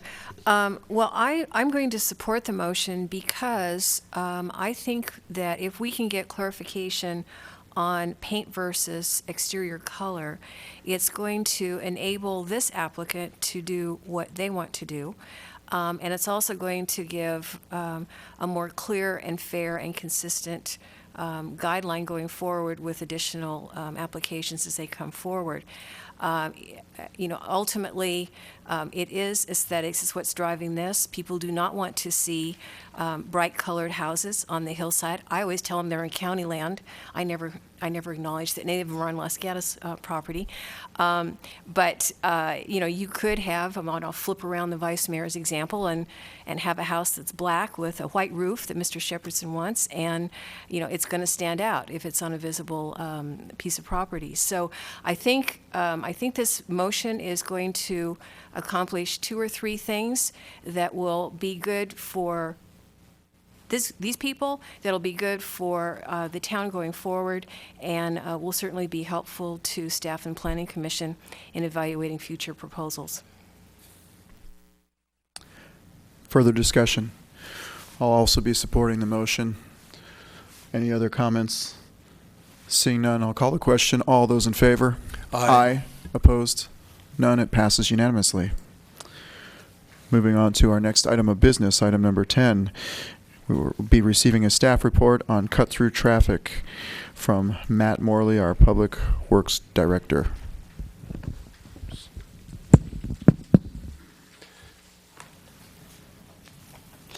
Thank you, Mayor and council members. Good to be here. On cut-through traffic, we've had a significant number of bouts of cut-through traffic this summer, become a big conversation point. We've done quite a bit of outreach, especially with Caltrans in recent weeks, trying to do some brainstorming and get some ideas going on what potential solutions there might be. Some of the topics that we've covered over the last couple of meetings include things, and these are summarized in the staff report, but I'll review them briefly here, include things like the closure of ramps, including, for instance, Winchester from 85 or Lark from 17, and even Highway 9 from 17. This ultimately ties back to an agreement that the town had with the traffic authority during the construction of Highway 85, where the agreement called out that the traffic authority would work towards a clause in an agreement with Caltrans would facilitate that agreement that would allow us to do some ramp closures. I think specifically the on-ramp from South Santa Cruz onto Highway 17. Unfortunately, in the Caltrans agreement, that never materialized, and so we don't have that particular clause in the actual Caltrans agreement, and Caltrans is not supportive of that concept at this point. However, it was something that we had continued conversations with about ramp closures and potentials around that, and it was a great place to start the conversation. We've also had some conversations about local roadway adjustments, and this was instigated largely by Caltrans, using some examples of other locations that they've had some successes, or they've seen some successes with this, where roadway changes within the cities or towns adjacent to the freeways helped to alleviate traffic by making the cut through less attractive. Things that we can do in that line include changing signal timing, so that the timing of the signals does not allow for cut-through traffic to proceed so easily. Of course, this has some challenges. The effects are on rollover to local traffic as well. And Caltrans has control of our off-ramp signals, so there's quite a bit of coordination there with Caltrans to change the programming from that perspective. On the positive side, Caltrans did give us some examples of where that was successful. Especially around, for instance, the 580-680 interchange where they have heavy traffic, and also some locations in San Francisco that have been successful in doing this. Some of the other ideas that in local roadway adjustments that we covered included potential detours, diverting traffic, for instance, forcing a left turn off of Winchester onto Lark or Blossom Hill to move traffic in different directions through town. Essentially, what this does is delays traffic through town and makes the cut through element not quite so enticing. And then, in a different vein, we talked about the potential for infrastructure changes, such as road diets, where the roadways are narrowed or changed in some way that changes traffic flow. We can talk a little bit more about this in the next agenda item when we talk about complete streets, but certainly it applies here, for instance, on Winchester, where the roadway is fairly wide from Lark Avenue going south, and a road diet may do to slow traffic there and change the appeal for cut-through traffic. One of the larger areas that we talked about garnered the most conversation was the reduction of single occupancy vehicles on the freeway, so more of a larger regional look at solutions. The out-of-the-box idea here was reinstigating train service over 17, similar to something like the Altamont Express. Of course, this is a lofty idea with a little bit of a more long-term plan associated with it, and not something that the town would likely be the lead of, but certainly we could be a partner in discussions. And then a little bit more realistic, perhaps, is working towards increased service with the Highway 17 Express, the bus that comes across from Santa Cruz, and connecting that a little bit more accurately with corporate busing, so that the corporate buses could take care of the last mile challenge, so getting people from wherever the VTA bus stop might be to their final destination. This could include things like corporate partnerships, and might also benefit from a stop in Los Gatos. And I think the ideal location seems to be somewhere along 1785 area where it makes sense to make a transfer to a corporate bus from there. Some of the other ideas include increase of efficiencies, for instance, identifying where the freeway service patrol stages and working with them to increase their staging south of Highway 9 so that they're readily available to make service calls when accidents or congestion occur, where they can be of assistance from that perspective. And then long-term and headed towards the 2016 initiative that is likely to occur, potentially increasing some of the smart road features, doing some more monitoring and identifying where the congestion is early on, and being able to do metering upstream to control the flow. So this might include ramp metering on 85 or 17 farther to the north that would slow the flow of traffic coming this direction and allow a more smooth flow. And then finally, a couple last ideas include increasing communication, working with media outlets and with Caltrans on their changeable message boards to provide information on when there's congestion and why Los Gatos local streets may not be the best solution. Caltrans was open to doing changeable message signs on a periodic basis, but not on a regular basis. So if the idea was simply to discourage local traffic when that might actually be an option from their perspective, they wouldn't necessarily be anxious to make those message signs change for us. But on a periodic change a couple times a year, I think they'd be accommodating from that perspective. And then that last idea I wanted to cover was an idea of tolls, as VTA is looking at toll roads. Perhaps in the longer term, there's some opportunity for tolls at on-ramps that could help to meter traffic through our local streets, or discourage the cut-through traffic from that perspective. And with that concludes the staff report. Anxious to hear council input and discussion on this particular item. Thank you, Mr. Morley. Questions? Vice Mayor. Thank you. Just a couple. Thank you, Mr. Morley. I'm curious, you talked about metering lights differently off the freeway and that Caltrans was in control. That confused me. So, for example, Highway 9 University constructions caused chaos on southbound 17 in the town. Are you telling me that Caltrans has control over that signal? In a normal situation, yes, those are Caltrans signals. In this particular case, the signals, the controls have been cut on those signals during construction, so there is no control. Essentially, they're in a default setting, which is why they function so poorly during a construction period. Okay. My related question to that is, if I'm on the freeway on 17, how is it that I know that I'm going to get a detour or a slow signal in Los Gatos? How does that work as a traffic discourager? Yeah. It would be through practice and experience, I think, ultimately, much like folks understand that there's a way to get from Winchester to 17 without making that interchange at 1785. They can cut through Los Gatos. They've learned that, and they would also learn that if we made changes, that the trip isn't necessarily so long. So short. Additionally, there's plenty of people who rely on applications such as one that I use often, which is Waze, that tells me which is the shortest route. And if Waze is reporting that that's not the shortest route any longer, then that might also serve to discourage.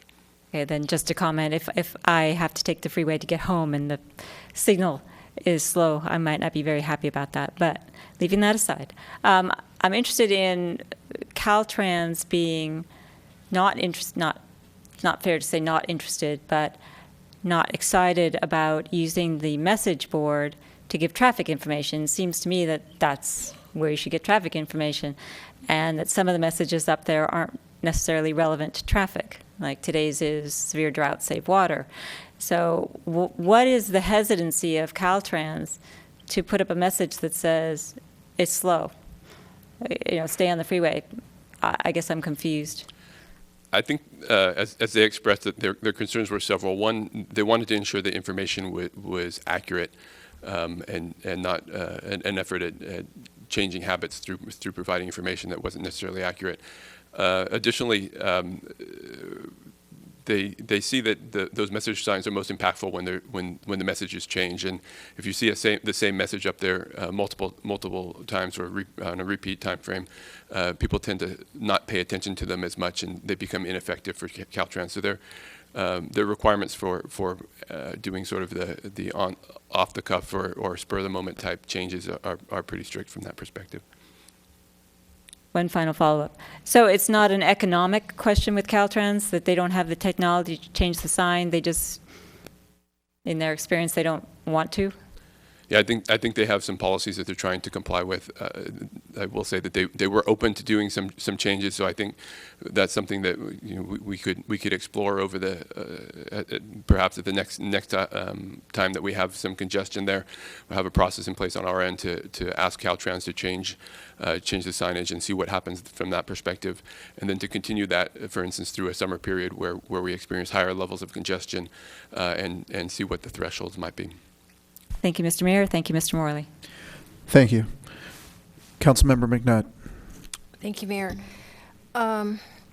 So the most useful sign that I see on the freeway, especially when I'm going north during commute time, is how many minutes it's going to take me to the airport, to Milpitas, and to Mountain View. How do they calculate that, and how frequently do they update those numbers? Do you know off the top of your head? So I know that they calculate it through road sensors, so they're able to identify what the traffic speed is and how vehicles are traveling and calculate it that way. I don't know if it's a real-time calculation. I assume that it's cycling on some sort of a set period of time. Otherwise, it'd be a constant flicker of time as it switched. It would be an interesting concept, perhaps, if they could do that kind of calculation going south. So it would be so many minutes to Scotts Valley or Santa Cruz, or let's say Scotts Valley via Freeway, and here's how many through surface streets, except that could work against us very quickly also. So that's fine. So I have to tell you, your report made me laugh because there are like no good options, as far as I can see. And the interesting thing when you talk about this is we talk about cut through traffic, and those are evil people because, those are on their way to Santa Cruz residents, or, they're going there for beach time or something like that. But when the traffic is heavy or there's an accident, I become the cut through traffic because I get off the freeway at an earlier exit than I normally do because I'm not going to sit there on the freeway. So I'm on the road more. So we are the cut-through traffic, our own residents. And I just, I applaud everyone's creativity and innovation in trying to seek solution. But for every one of those, I see a real negative repercussion on our own residents. And so I don't have a good solution for you. But I just, that's why I say I just laugh. I think it's something that we're just going to have to learn to live with and not think that there's a magic solution out there that's going to have the seas part when a Los Gatos resident approaches town. I think through the brainstorming efforts that we had in the discussions with Caltrans and the various participants, we found the same thing, that there's lots of creative ideas. Quite a few of them had their hurdles or their challenges and their alternate impacts that they created. Councilmember Brzezinski. Thank you. I think that we have a problem that is irresolvable unless there's some major occurrence in our society, and the only alternative I can see is a major recession. If we could just have another recession, then we wouldn't have this issue, because the problem exists because we have a very strong rebounded economy, and I think we've said this before.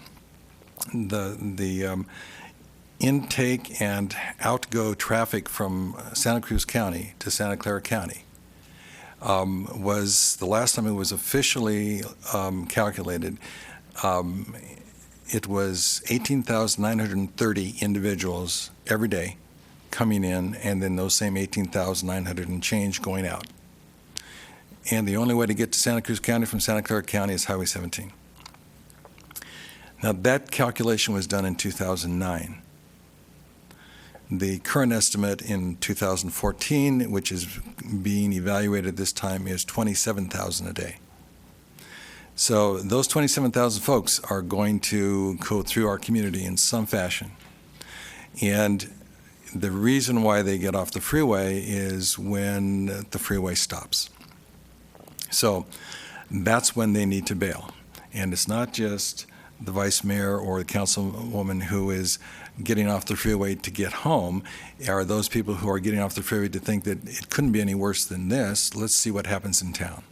But the idea of people somehow finding it onerous to go through town when you've run into a lot of traffic, and therefore they'll learn not to come through town. Apparently we've got a lot of slow learners out there, because right now it's on various times you cannot get through town, and those people keep coming back over and over again trying to achieve the same end without realizing that it's not any better. You mentioned Waze as that traffic app. The unfortunate thing about Waze is the standard prompt from Waze, if Highway 85 is slowed at as you're going through Saratoga, the prompt says take Saratoga Avenue to Fruitvale to Highway 9 to North Santa Cruz to get to 17. So I think that we need to talk about some ways in which we can communicate better what's really going on. And one of those was mentioned in your report, and that is how do we actually tell people what are the conditions that would allow them to stay on the freeway? Because that's really what it's about.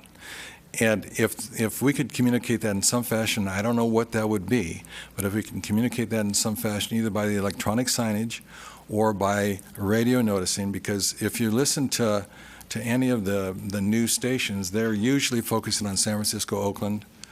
Maybe they'll talk a little bit about San Jose, but inevitably 17 can be totally jammed, and the prompt will say traffic slows northbound on Highway 17 near the reservoir, when the fact is it might be stopped.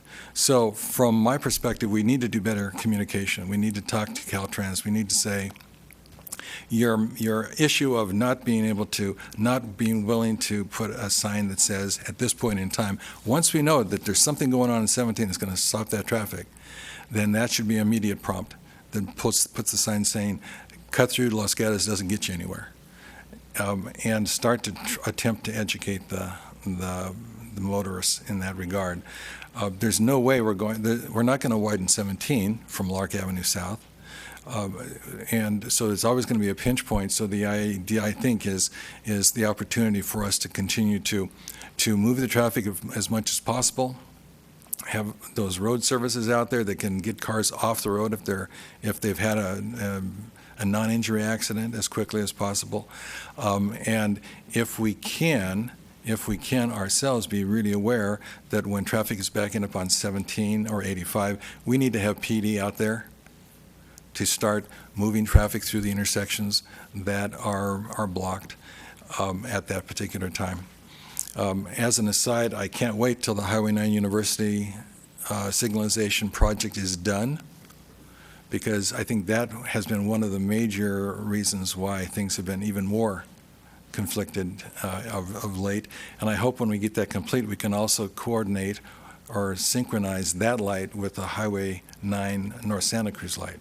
Because if we can do that, I think we can start moving traffic a little bit more efficiently through there.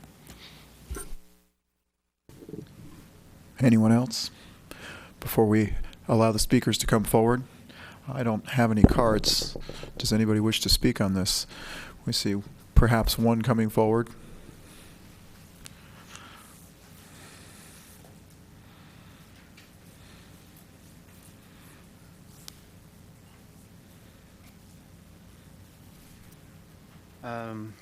I came across this study several weeks ago, and the discussion prompted me to look this up.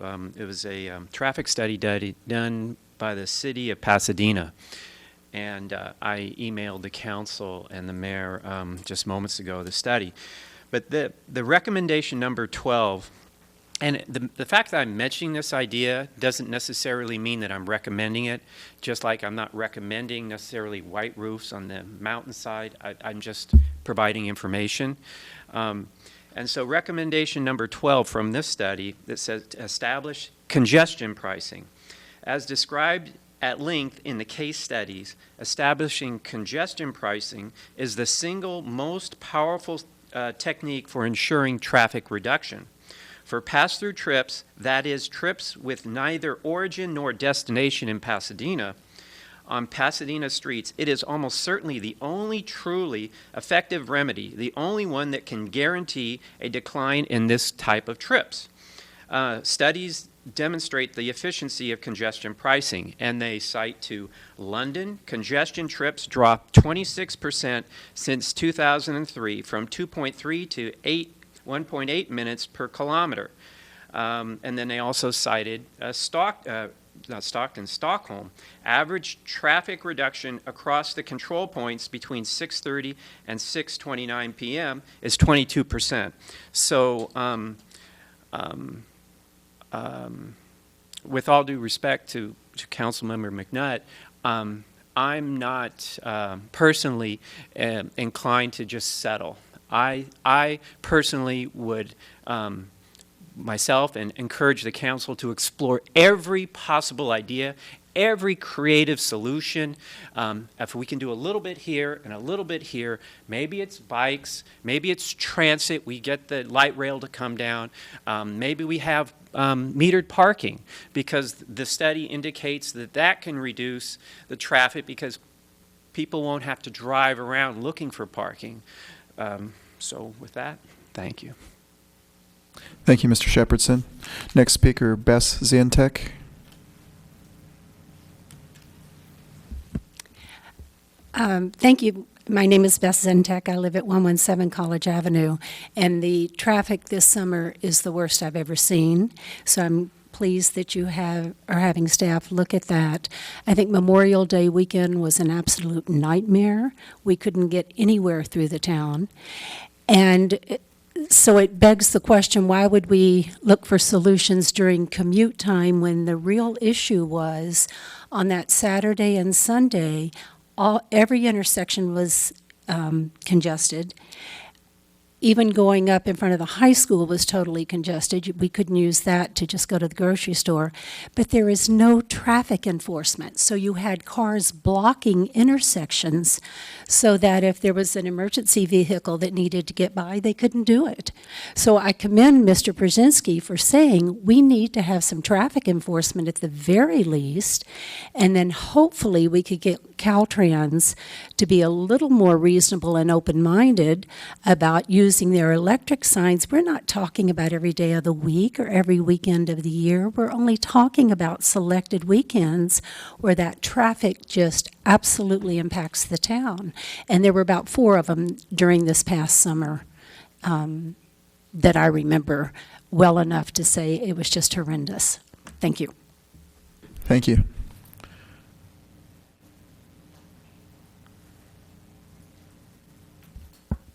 Hi, Maria Risto, 85 Broadway.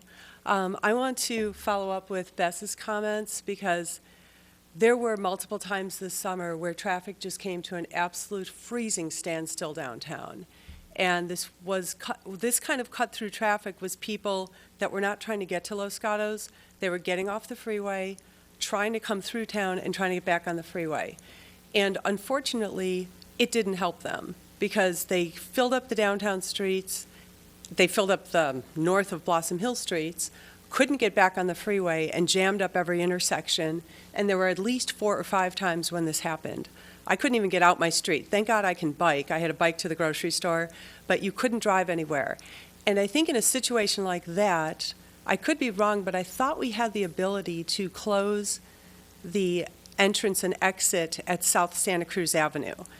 And I think that people have said this could cause more problems than it solves. I think we need to at least try, on a trial basis, when there's a big accident on 17 or a huge tie-up where the traffic's moving 5 miles an hour or something, shut that entrance, sign at Highway 9 and at Lark.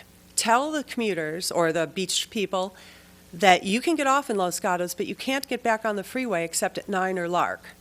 So if people want to get off and shop or come to the movies or go to a restaurant, they can. But if they think they're going to cut through, they're going to have to turn around and get back on at 9 or Lark. This would at least teach people quickly that this is not a cut through.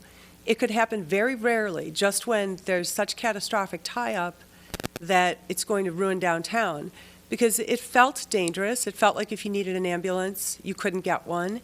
It felt like if you needed to get somewhere, you couldn't. I have photographs of Broadway completely closed up. It went on to Massal, it went on to Tate. Bumper-to-bumper traffic, fuming angry people. Walked to Andalays, they had no customers. Went to the theater, people weren't coming to the theater. My son works at Summit Bikes, no customers. Nobody was stopping and parking. They didn't want to get out of line because they were never going to get back in again. So I think this really does hurt the town, and I think it's kind of a one-off thing when it gets that bad, that I think it would be worth that experiment.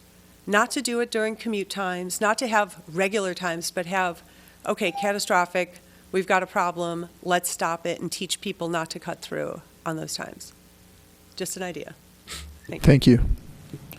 That's the last speaker card I had, so we'll close the public hearing on that and look to council for more discussion. Questions of staff. Councilmember McNutt. Thank you. Could we clarify the belief that the town has the ability to close that freeway entrance and exit, and entrance only? Yeah, so from our review of the contracts from when Highway 85 was constructed, we don't have that authority with Caltrans.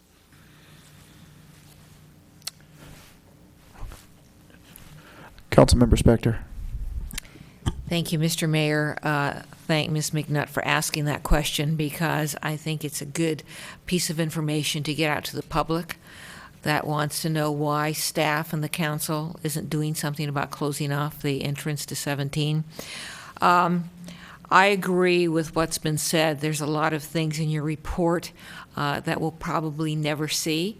But if I were going to try the low-hanging fruit, I really like the Highway 17 Express, that I follow into San Jose every day, and if that could be used more, I realize that this is a weekday, not a weekend, but using that kind of vehicle for transportation, I think is a good idea, a lower hanging fruit. I don't know who brought it up about the enforcement, but maybe we do need to have our staff look into enforcement here in town when it gets as bad as it was starting in May of this past summer.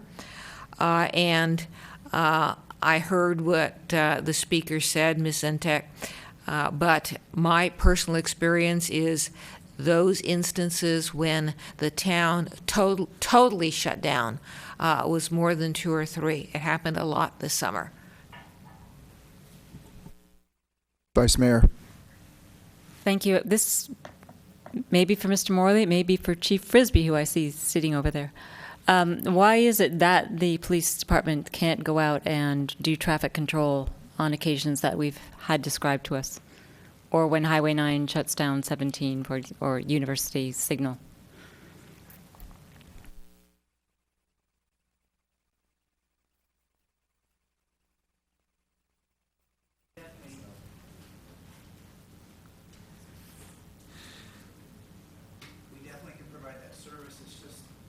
It's just dependent upon staffing and cost. Currently in patrol, I think we have 19 people on a 28-person patrol schedule model. So it would just be mandatorily asking folks to come in and then paying the overtime. But from a deployment standpoint, can we do it? Could we direct traffic? Absolutely. Thank you. Any further discussion or comments? All right, I will weigh in on my thoughts on this.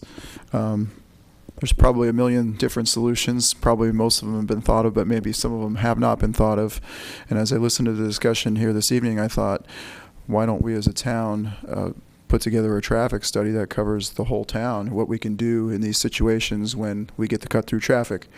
I think we will be forever plagued by Highway 17 and people wanting to get off Highway 17. Maybe some of them will shop, maybe some will not.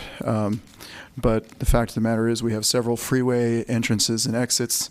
Now we also have Highway 85 with freeway entrances and exits, and we have a lot of people who will be cutting through. Being that many of them may be coming from Stockton or Modesto going to Santa Cruz, I don't know if they would be able to learn if we put a sign out there and told them not to come through, because it might be so infrequent that they would do it anyway. Sometimes I think of things like simple things we can achieve, like signal timing. I think of Los Gatos Boulevard. I think we can greatly benefit by continuing to improve the signal timing on Los Gatos Boulevard. And as Mr. Brzezinski alluded to, signal timing on Highway 9. I look at the availability of parking downtown. I think providing some more parking, at least if there are some folks who are getting off the freeway, if they had a place to stop and park, they may get out of their cars for a while and spend some money at Ondelays, as Ms. Risto alluded to, or perhaps another establishment. Enforcement, we just heard from Chief Frisbee about that. That could be another idea. Or perhaps rather than enforcement, traffic direction. I know that when I go to certain business off of Almaden Expressway and Highway 85, on occasion they'll have a traffic officer out there in the intersection waving people through because there's just too many cars for the people to get through the intersection without the support of the direction, the traffic direction. Let's see. Previously, we talked about traffic studies in and around our schools. This is kind of interesting to me because in the morning, the traffic seems to be going southbound. In the evening, it seems to be going southbound. I know there is northbound traffic, but it seems as though the southbound traffic in the evening is worse. Unless it's school time, then it seems like the southbound traffic is also worse in the morning. And we had talked about those traffic studies in and around the schools and allocating $100,000 to try to resolve some of those issues.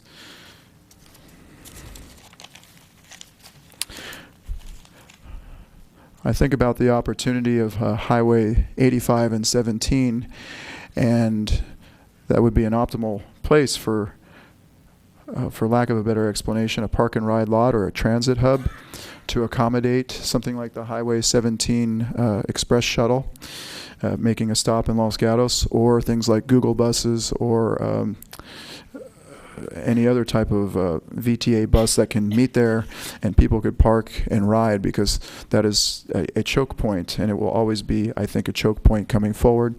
I don't believe personally we'll ever get enough cars off the road, but if we can get some off the road, that will help us with our flow and lessen our aggravation. One of my friends said, why don't you put a transponder in everyone's car and charge them to exit the freeway in Los Gatos? I don't know if that idea would go over very well or not. Be free to Los Gatos residents, but not anybody else. I think of those lanes in Santa Clara, and this kind of jumps out at me when I think of North Santa Cruz, the upper part of Winchester Boulevard, Blossom Hill Road, then it becomes North Santa Cruz, and we have that chicken lane that goes all the way down, and we have the southbound traffic that goes down Winchester on the Friday afternoon, and it goes on to North Santa Cruz, and it just backs all the way up there, down by where all the campaign signs are. And I think, what if we did what Santa Clara does, and they have the chicken lane become a southbound lane with, I don't know what you'd call it, but the correct metering lights to manage that process, but only on occasions where it would be extremely heavy. You know, it's one of those things, you're damned if you do, you're damned if you don't. If you provide a way for the traffic to flow better, then it might encourage more traffic to flow through town. But if you try to restrict the traffic, as the staff report said, by making it more tedious for people to cut through town, well, it's just going to make it more tedious for our residents. So I think about those two scenarios, and I think, well, what is better? Maybe we leave it alone, but maybe the cars that are going to inevitably cut through, we move them along quicker, so it minimizes the aggravation, and looking at creative ways to use our existing bandwidth or our existing lanes and try to convert those to more flow in a short amount of time, I think would benefit all of us, and cut down on those greenhouse gas emissions that we're all afraid of.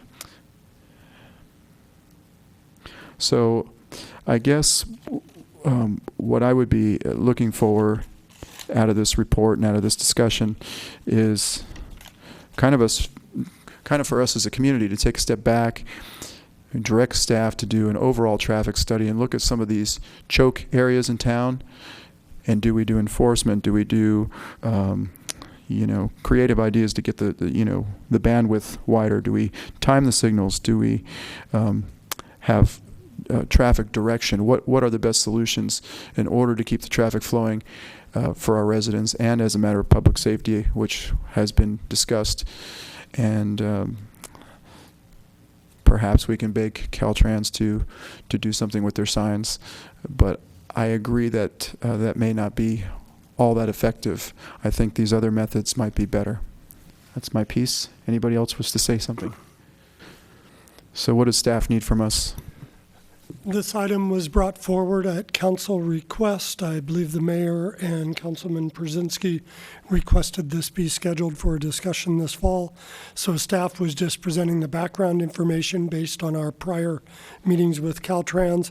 What we could bring forward to you is a number of options based on council discussion of possible work items to be considered as part of the new strategic goals process and or budget consideration in spring. Clearly, I think one new issue that's come out of this discussion that I'm not sure we've had an explicit discussion with Caltrans on yet is the public safety impacts, particularly in downtown. And it might be Mr. Morley, the police chief, and the fire chief meeting to come up with an argument to be given to Caltrans how downtown businesses and populations are put at particular risk when the streets are backed up. That might be a different topic of the discussion with Caltrans. So, Councilmember Spector. Thank you. Just one thing, having, it isn't just downtown. If I think that when it started in May, you can't get into town at all. So this is me, north. So it isn't just downtown. You are stopped. And you're right, if somebody needed an ambulance or a fire truck, you would have a almost impossible time. And I know all of the shortcuts, and I know all of the alleys, and I know the parking lots, and you can't move.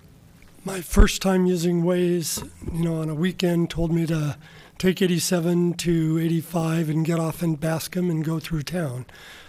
So I'm well aware of that conflict. I think what I'm following up on is the incremental steps that Mr. Shepherdson mentioned, where using fire, police, and public works to talk about that southbound entrance to 17, maybe as a first step, and then go to 9 and go to Lark and look at the broader discussion.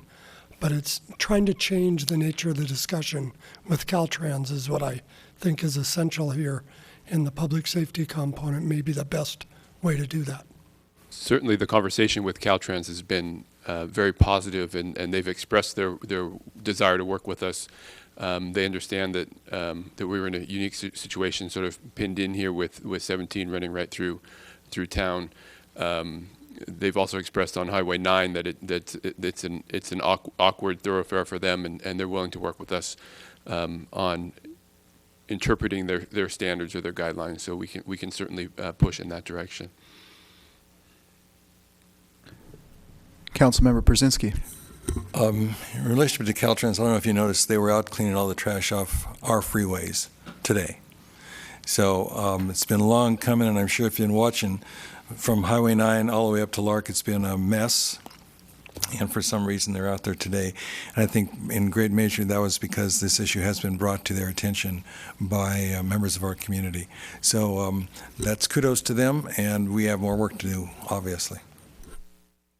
Thank you, Mr. Brzezinski. I'd also like to add to that the Sheriff's Department is also willing to lend a hand cleaning up and doing some brush clearing, and perhaps they'll get onto the graffiti removal on the rare occurrence that happens in Los Gatos.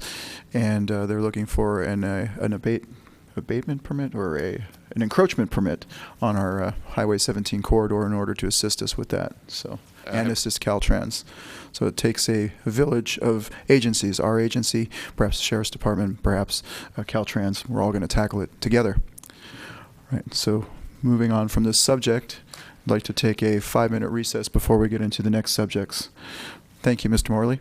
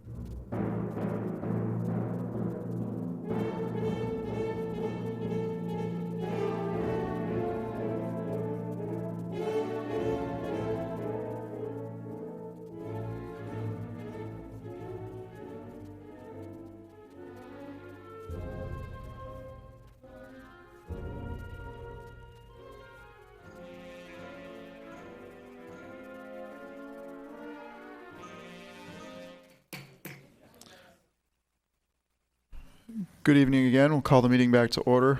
Our next agenda item is item number 11. It's called Complete Streets Project. And providing our staff report is Lisa Peterson, our town engineer. Good evening, Mayor and council members. Lisa Peterson, town engineer. And I'll be discussing Complete Streets tonight. I also wanted to let you know that there is an addendum desk item in your packet for this item that we'll be discussing. So Complete Streets design emphasizes, as you may know, sustainability and functionality to enable safe and efficient access for all users, not just vehicles, but also pedestrians, transit, and bicyclists. And the features really vary in context from community to community, and also even within a community from location to location. So what I wanted to do is go over some of the elements that you can find in Complete Streets. And this is just a small list, and there's a lot of elements that you can get in Complete Streets, but I wanted to go over a few. So sustainability is one of them. And in this example we're showing here, you see a bioretention basin that is accepting a stormwater runoff with pollutants that allows that to infiltrate through the soil instead of getting into the storm drain system and then exiting into the streams and ultimately into our bay. Also, you can have enhanced landscape where you have like tree canopies which allow for cooling and also beautification. Road diets, which is something that Mr. Morley had mentioned. And in this example, you can see they have actually taken out a lane of traffic to allow for 2 Class 2 bike lanes. And of course, one of the issues with this, of course, is you can have slowing of traffic, which may be something you're looking for, or it may not be something that you're looking for. Green bike lanes allow you to have bike lanes that are more visible to motorists and to allow them to understand that there is a conflict area there. Parking modifications, you can have areas where you actually take out parking stalls to put in parklets. And these are areas that allow people to congregate and meet and maybe even have more greenery. In addition, it can just be modification of parking in a sense that you're taking parallel parking and making it angled parking to allow for narrowing of the street, which ultimately can allow for slowing of the traffic if that's something that you're looking for. Utility undergrounding, which allows for beautification, also allows for getting those utilities out of the right-of-way so you can get other elements of your Complete Streets in, like bicycle lanes and sidewalks, and get those out of the way. So all these elements really vary in ease of implementation, also capital outlay costs and ongoing maintenance costs. So on one side, you might be trying to put in sidewalks where, of course, you're going to need right-of-way or maybe acquire right-of-way. There may be a larger capital outlay cost for something like sidewalks, but ultimately when you get them in, it's a relatively low maintenance cost initially. On the other end of that, you might try to put in green bicycle lanes. The initial outlay cost is going to be relatively low, especially if you use paint. However, you might have higher maintenance costs. You might need to come in there and repaint those green bike lanes every 2 years. Now, ultimately, the larger concepts of Complete Streets is really to include implementation of several of these items at the same time. Oops. Sorry, I went too fast. So Complete Street elements do require trade-offs. If you use the right-of-way for a sidewalk or bicycle lanes, that can potentially reduce the number of travel lanes you have for automobile use. So there are some competing factors that play into the decision. The town does have both capital funds and traffic impact fees for potential resources for funding for Complete Streets projects. Additional funding can come from federal and state grants. And in order to keep the town competitive for these types of funds, we are asking council to adopt the attached resolution supporting the town's grant submitted to Caltrans for the 2015-16 Sustainable Transportation Planning Grant. And this would allow us to develop a bicycle pedestrian master plan along with a Complete Streets mobility plan. Developing the bicycle pedestrian master plan would make us eligible for the bicycle transportation account funds, BTA funds. And in addition, having a Complete Streets mobility master plan would allow us to establish a master plan for Complete Street programs and projects that will also allow us to plan for these future projects. Our adopted capital improvement budget does have $100,000 allocated for a Complete Streets pilot project. Because bicycle safety is a significant concern, and the town staff is recommending a focus on green bicycle lanes. One option is to identify areas of potential conflict between bicyclists and vehicle traffic. Most often, this is the right turn lane of an intersection. This could help reduce conflict in these areas and allow for the greatest amount of green bicycle lanes within the allocated budget at various locations throughout the town. Also, drivers may take greater note of these critical areas. Alternatively, we could include entire blocks.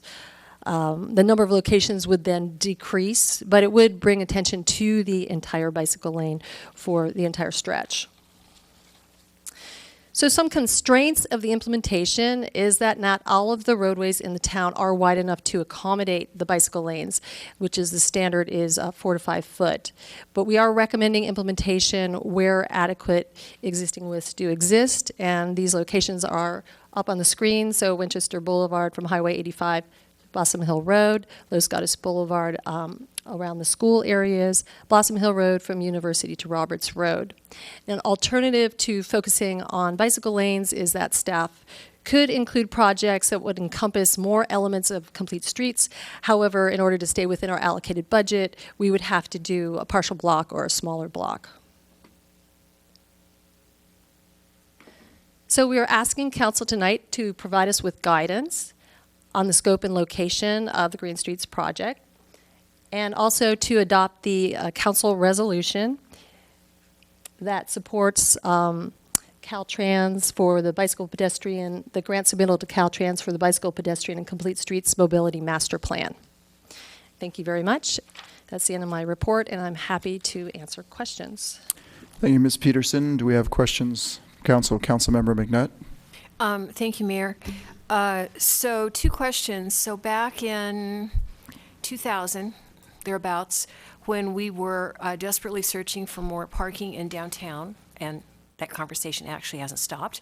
But one of the things that was talked about, I believe by staff, was getting rid of the pork chops on North Santa Cruz and Highway 9 because we were trying to entice people to park on that north side lot and to have more pedestrian-friendly connection along that whole stretch.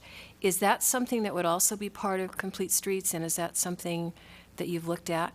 And I have let me give you my second example. And then, again, once upon a time when Bud Lortz was here, so that's been quite a while, I think it was maybe in the Boulevard plan, he showed us some renderings of what could happen at Los Gatos Boulevard and Blossom Hill and I think it had some cobblestones in the street and some additional landscaping to, again, enhance it and make it much more pedestrian-friendly and to calm it and to feel less like a thoroughfare. So my question is, are both of those examples of things that would fall within complete streets, and are either or both of those something that staff has ever run across in the file and would consider in the future? Well, I think that, yes, those are things that definitely could be considered, and I think that's one of the nice things about having the master plan, the Complete Streets Mobility Master Plan, is it would allow us to look at all of those corridors and come up with options that would be able to accomplish some of the things that you had just mentioned, and give us an actual plan and direction for when we get funding, or perhaps hopefully we get some grants for these projects that we can move those forward. Vice Mayor.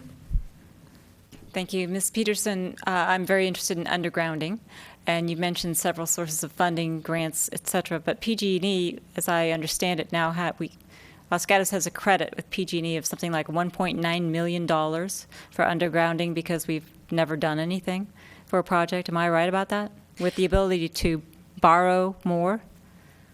I don't know the exact number. I do know that, we do have, and maybe I could ask Mr. Morley that question on the exact amount we have for the Rule 20A. Yeah, I think the 1.9 million is an accurate reflection of the funds that we have with PG&E. And we also have a borrowing capacity against that, correct? For a project? That's correct. And if my memory serves me correct, it was in the area of $500,000 in borrowing, roughly. And that money is sitting there because Los Gatos has never applied under the program for PG&E to underground. So we just have that money. We just need to get in line, correct? That's correct. Okay, thanks. Councilmember Brzezinski.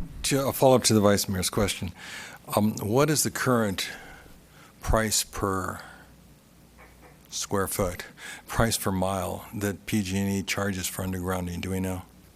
Well, it's a lineal foot price, and the last project that I was on, it was about $500 to $600 a lineal foot. Okay, $500 to $600 per lineal foot. Per lineal foot. On top of it, when you're dealing with PG&E, they will do all the planning, the design, and the coordinate the construction. You're usually looking about 3 to 4 years out. Okay, but that's included. That's the out-the-door price, Yes, $500 to right, $600. $500 to $600. Okay, that was my last project. Yes. So while we're on the subject of undergrounding, is it possible to use that in the Almond Grove, that $1.9 million, and perhaps borrow some more to underground the utilities in the Almond Grove for our street rehabilitation project out there? Rule 20A is pretty specific that it needs to be a gateway area. They're usually looking at arterials, areas that have a high amount of traffic. It's not something that I have ever seen them approve for a residential area. Okay, thank you. Any other questions? Councilmember Brzezinski? Yes, I'm going back to your reference about other than just green bike lanes, more of the elements for complete streets, which would include the treescape, the landscaping, the wider sidewalks, narrowing lanes, as well as bike lanes. You indicated that we could look at that in a pilot, but it would limit the extent that we could actually provide this. Would you elaborate on that a bit? Yeah, sure. So, when you're looking at the cost, the initial capital outlay cost, if you're talking about doing green bike lanes, you're looking at a relatively low capital outlay cost. Our pilot project has an allocation of $100,000, things such as, putting in sidewalks or, even putting in bioretention areas, undergrounding, all those things have much higher costs. So in order to include more of those elements that have higher costs, of course, we'd have to do a much smaller area, and not exactly sure, what we'd be able to include. We'd have to look. It would just depend on council and what you're interested in us looking at. The reason I bring that up is that my understanding of Complete Streets is it is an attempt to accommodate all modes of transportation. That's correct. including the automobile. And for us, I think one of the biggest issues for our community would be volumes and speeds of traffic in particular, and how safe do people feel on the streets. I know when we're talking about the school cluster on the boulevard near Shannon, the main issue that I hear from parents is they don't feel comfortable allowing their children to walk or ride their bike or take their scooter to school because of the speeds of traffic, the volumes of traffic, the impacts at the intersections where you've got people that say Kennedy and the Boulevard, westbound on Kennedy, getting onto the Boulevard, the work traffic that's coming out of Kennedy, attempting to beat the light at the Boulevard, and therefore you have a diminished period of time where the kids can actually cross with the crossing guard because of just the way the traffic is working at this time. And the message is that what can we do to actually make this more of a friendly environment for the pedestrians in face of the automobile? And that to me would be something that we should investigate rather than to say, here's a pilot, we're going to put a green lane in because it's one characteristic we can do quickly and inexpensively, when the reality, I think, of our community is that they want to feel safe. They want to feel that it actually is possible for them to cross the boulevard at Blossom Hill, or to not feel that if they're riding their bike past the police operations building, that they're at some risk of the traffic in that number 3 lane. Impacting their safety as they move north. So that's my question is, as we're looking at a pilot, I hope we're looking beyond just green lane and we're looking to a possibility of creating some kind of environment where we can actually demonstrate complete streets. And we're looking to council for direction, so, that's why we're here. We have proposed green bike lanes, but we're certainly open to whatever council would like us to look at. So I have a question for you. On the grant process, do we have to put up the $200,000 just to prepare the application to get the grant, or is that $200,000 after we receive the grant? With the grant process, they want to know that that the council is on board with us putting that money forward. So that's part of the reason for the resolution. If the grant is not accepted, do we lose the $200,000? No. Okay, so in other words, the money will not be spent unless the grant has been accepted. Is that correct? Correct. Yes. Okay. Councilmember Spector? With regard to the resolution, it references executing all fund transfer agreements and any amendments thereto. Is that what we're talking about, the $200,000 that's going out, or is it money that's coming in, or all of the above? Because that's pretty general language. I think it's referencing, and I can ask Matt this as well, but I believe it's referencing both going out and coming in. And if I could clarify, I believe the $200,000 is the consultant study amount when you review the fiscal impact portion, and the town's match is 11.47%. I'll look to the director for confirmation. That's correct on the match there. So it's $23,000. Oh, sorry. Yes. The total study is $200,000 to do the bicycle pedestrian plan. The town share would be roughly $23,000. What I was looking to was not weighing in, or not just weighing, just approving a resolution that looks like it might be costing the town money in some unidentified amount. That was my concern. So if this actually is us spending money as opposed to receiving money, can we quantify it in the resolution before we weigh in on it? The resolution, if I may, sets us up so that we can accept funds from the Department of Transportation. There would not be a transfer from the town to an alternate organization. Thank you. So just to follow up, we could prepare the grant application and get accepted for the grant, and then once that occurs, then we hire the consultant, and we only have to pay them $23,000 because it's the 11 point something %. Is that the process? That's the process. And the grant, although we're asking for the full amount of the grant, there may be an award at a lesser amount. Okay, so you just brought up an interesting point. What dollar amount will we ask for, assuming that the consultant hasn't prepared their report prior to us applying for the grant? So we've estimated the need for the master plan at $200,000. We understand that roughly $25,000, to be round numbers, is a town commitment. That leaves $175,000 that we'd be looking for in a grant from Caltrans. They look at it as a package. So they look at our commitment, are willing to commit the $25,000 if we are successful, as a package for them awarding the grant. Let me elaborate on my question. Are we applying for the grant just so we can perform to hire the consultant to do the study, or are we applying for our share of the $180 million to do all the improvements? That's kind of what I was alluding to. So we're applying for the grant to do the study. So it's a planning grant, and that's what we're applying for. So we're applying specifically to do bicycle, pedestrian, master plan, complete streets, mobility plan. That's what we're asking for.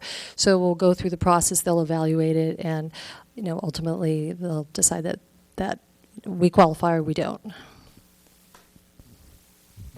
Then that would be the basis for future grants requests as well. All right. Vice Mayor. I think Mr. Larson may have answered my question, but I'm just going to be specific. So the bicycle master plan, et cetera, is a prerequisite to further grants? It is a prerequisite for the bicycle transportation account grant, which does fund a lot of bicycle capital projects. So it is something that we Such as? Well, it will fund anything that has to do with allowing for safer bicycle routes, putting in bicycle routes, green bike lanes, anything related to bicycles that is sort of enhancing the experience for bicyclists and making it safer. Okay, thank you. Sure. Two items in your staff report, or in your presentation, interest me. One was the green bike lanes and the potential requirement to have to repaint those every 2 years. And there was an item or a letter in the staff report about an alternative method that didn't require paint. It was like 50 cents per square foot. What is that? Is like a stain or a colored asphalt, or? Well, in the research that we have done in staff, we're seeing that the costs are probably going to be more than that. And it appears that when you're looking at the entire package, getting out there, maybe having to grind existing striping, cleaning, sweeping, and putting down paint, we're looking at more cost of about like $2.50 to $3 a square foot, up to $13 a square foot, depending on what type of material that you want to use. So the low end of that would be paint. There is something that is similar to a slurry, sort of an epoxy slurry.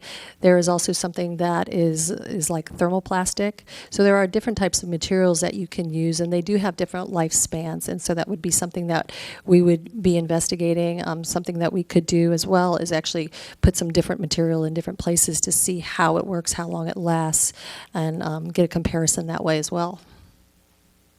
All right, and the other question I had was, you mentioned we have $100,000 in our Complete Streets budget. So for instance, independent of this grant process, should the council decide to move forward this evening, start a process of installing some green bike lanes with those funds? Is that something we do not have to wait for any grant monies or further studies? So my understanding is we have that money available to move forward with a pilot Complete Streets project currently. All right, thank you. Councilmember Brzezinski. When ABAG passed the OBAG options, and this was MTC, I think, that was going to provide the financing. We chose not to be an agency that was going to intensify uses in certain transit corridors. Is it not correct that by not participating, that eliminated the possibility of our actually making successful grant application at this point in time? Since we did choose not to participate, there was a recommendation made that we consider in some ways the Highway 17 corridor as an area to intensify. The council at that time said that we were not interested in doing that, and we, unlike some other communities, chose not to be a participant and therefore not to make ourselves eligible for the OBEG funding sources. Some of the other communities did, but that would demand that they intensify uses around these transit corridors. So I guess the question for me is, before we go forward, what is the actual likelihood of our being able to establish a grant, no matter what the application is? Well, I don't know exactly what our chances would be to get the grant, but I know that we do have something that was written by DCNE, the Planning Center, that was written December 6, 2012, to the council of an assessment of Los Gatos transportation element pursuant to the Complete Streets Act of 2008. And in that report that was written by DCNE, they did mention that the town would be eligible for grants if they did have a bicycle pedestrian master plan in place. So it seemed to affirm that that actually was the case. But as ultimately what the success would be for the town in the application, that's something that I can't answer. I mean, we would just apply and hopefully we would be successful. Mr. Mayor, if I might elaborate, there are a variety of grant pots as well. There's the bicycle grant that you just mentioned. There's the other street grants that are jurisdictions that have priority development areas, PDAs, have preferential points for it, and Los Gatos wouldn't be eligible for that, but there are, in transfer station, so many grant funding sources. What we're targeting with the resolution tonight is a grant that we think is viable for the town. We can't be assured of getting it, but we certainly won't get it if we don't apply. And if we were to get that $200,000 grant, it would let us move forward with a bicycle pedestrian master plan at a relatively small cost to the town. And we think that's worthy of pursuit as part of this larger Complete Streets agenda. Thank you. Vice Mayor? I think Mr. Larson answered, or at least explained what I was going to ask, is that the fact that we don't have priority development areas, I'm assuming, does not preclude us from applying for a grant for a bicycle type funding, correct? Yes, that is my understanding, yes. Thanks. Any other questions from council at this time? Seeing none, we'll move on to the public hearing. First speaker is John Shepherdson.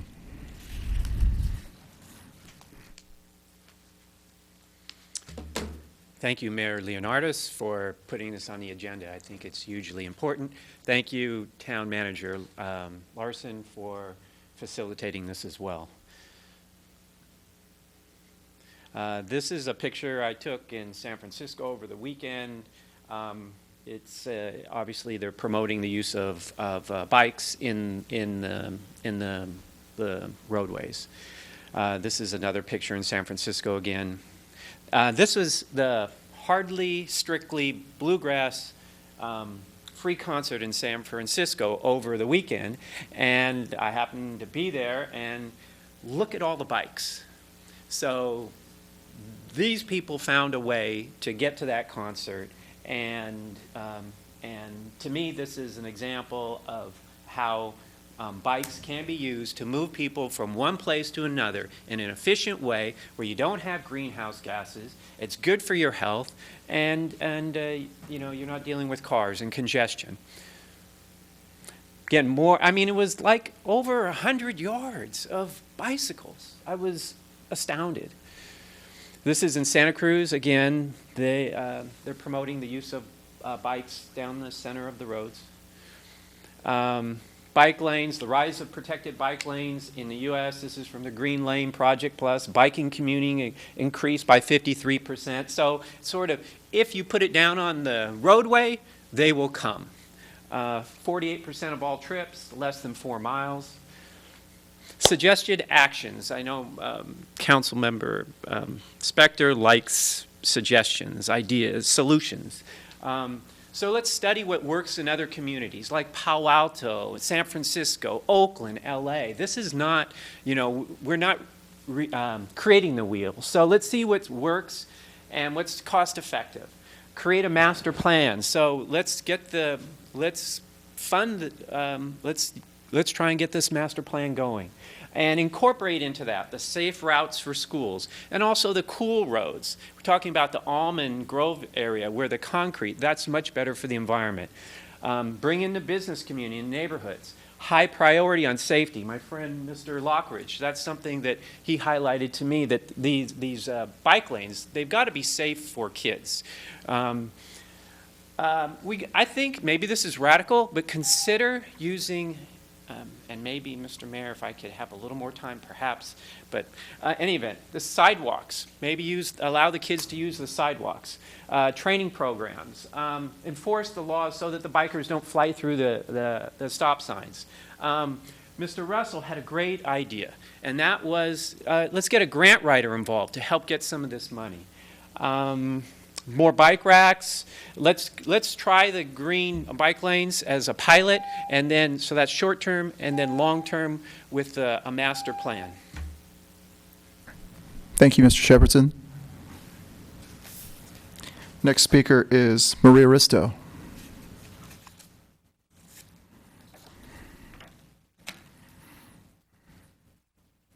Hi, Maria Risto, Broadway.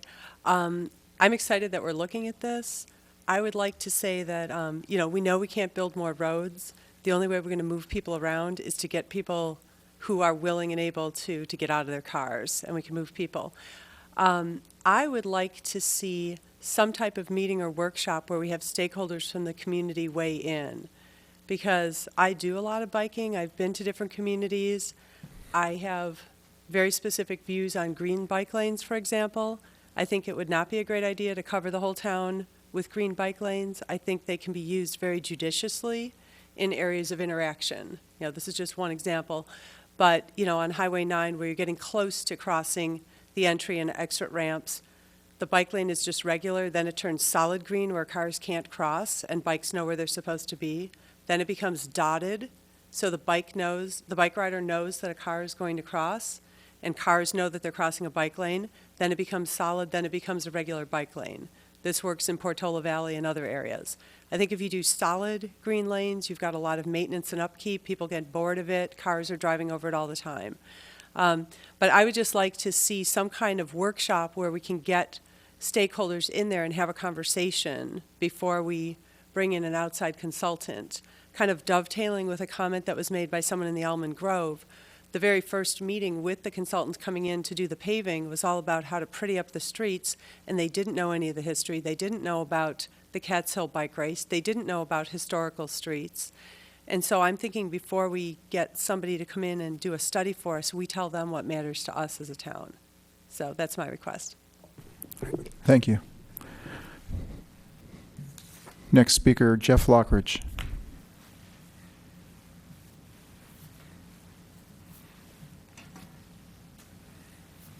Hi, my name is Jeff Lockridge, 109 Paseo Laura. Our town needs multiple safe alternatives to the Los Gatos Creek Trail. Multimodal bicycle lanes connecting North and South Los Gatos would provide safer routes to school and to downtown for many residents and their children. Both Winchester Boulevard and Los Gatos Boulevard are both ideal candidates for this use. Currently, both Los Gatos Boulevard and Winchester have 35-mile-an-hour speed limits in the existing for much of their length. Unfortunately, drivers routinely speed on both of these roads, making pedestrians and cyclists in the existing bicycle lanes have to swerve around parked cars. This is extremely dangerous. Both roads are very wide and have underutilized car parking allowed on both sides. By removing the parking allowed on the 35-mile-an-hour sections of these roads, safer, multimodal lanes with traffic buffers could be easily added. These new lanes needn't be green for their entire length, as Maria was talking about. The use of both green lanes as well as interspersed green patches could be used around areas of crossing, alerting both cyclists, pedestrians, and motorists to a potential conflict. These are used successfully in downtown San Jose as well as Palo Alto and Portola Valley. Other striping options include designating a 3 to 4 foot buffer zone, an area used for neither cars or bicycles, protecting both. People don't feel safe riding on streets right next to fast-moving cars and trucks, especially around parked cars. Striping as well as flexible barriers, landscaping strips, and green-colored bicycle lanes and other alternatives could be used to protect these bicycle paths. Safety and congestion on our streets will improve. Establishment of these multimodal lanes from Lark Avenue to Blossom Hill would allow Los Gatos residents to reduce their use of cars, save on gas, get some exercise, and help clean the air. Creating and improving bicycle and pedestrian transit, this bicycle path would also help the town move forward on the Complete Streets program to promote a greater number of safe pathways for walking and biking at a fairly low cost. Another improvement to safety within town would be to make crosswalks safer. This would unfortunately eliminate a few parking places for cars, but would result in safer pedestrian crossing of busy roadways. A perfect example of this is traveling west on Main Street towards Santa Cruz Avenue in front of Los Gatos Roasting Company. By the time you see a pedestrian using the crosswalk across Main in front of La Boulangerie, they are already in your lane, blocked by a parked car. If one parking space was eliminated right next to the crosswalk, motorists would have a clearer view of the pedestrians stepping off the curb rather than when they were right in front of them. This could be easily fixed by painting the curb red directly adjacent to the crosswalk on the traffic-facing side. Examples of this currently unsafe situation exist throughout all of Los Gatos. A little bit of red paint could easily and inexpensively create a safer environment. Seems like a fairly inexpensive way to improve safety and participate in the Complete Streets program. Thank you. That was the last card I have on the subject. So we'll close the public portion and we will move back to staff comments and suggestions from council.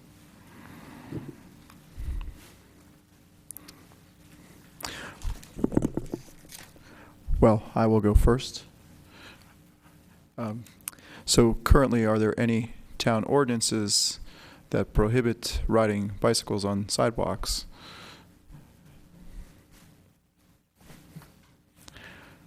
Or are there any town ordinances that say you can do it on occasion? I will have to defer that question. The chief and I were discussing, and we believe there is a restriction on skateboards and bicycles on downtown sidewalks. There may be some state restrictions on bicycles and skateboards on sidewalks, but we would have to research that. If my memory serves me correctly, think that I saw along Blossom Hill Road, out where the Bentley dealership is, that it says you can ride on the sidewalk or something, but I may be confused. For Fisher School, I know there was signage placed years ago. Okay. Another question is, what is the length of this grant cycle? One of the speakers alluded to the idea of engaging the community in a workshop before we go out and hire the consultant. But if we did something to that effect, would it close the window or something on an amount of time before we could apply for the grant? So the grant application is due by the end of this month.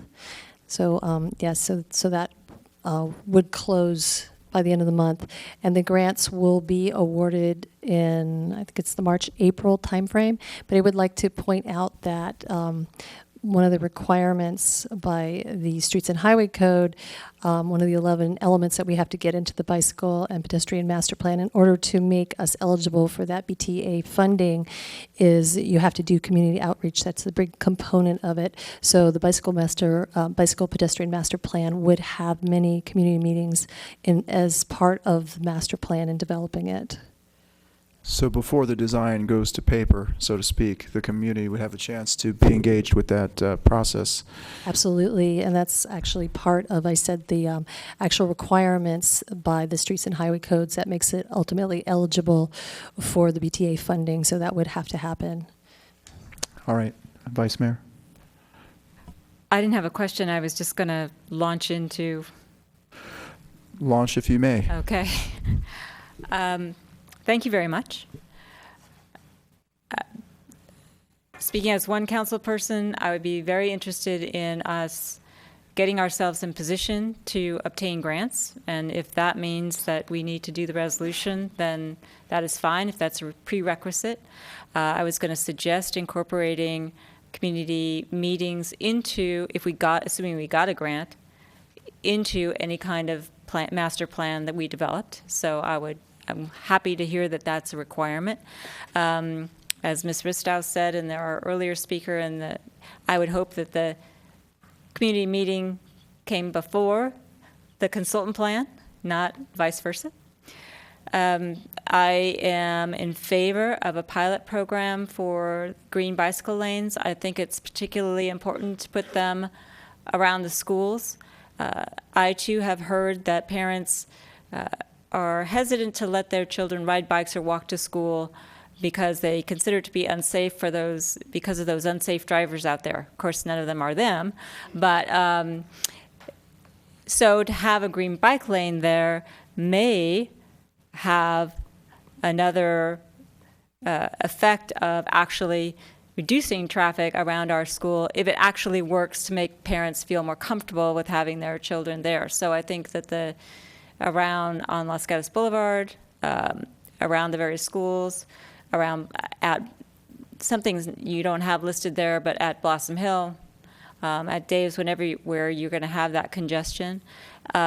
Blossom Hill University to Roberts is very important for Fisher because there are actually more and more kids that are riding their bikes to and from Fisher, so that would be a really good safety consideration. And that stretch, when Fisher lets out, is very dangerous and congested. The kids come down the street towards the traffic and go over to the park. So that it would be to me, a very important place to put that.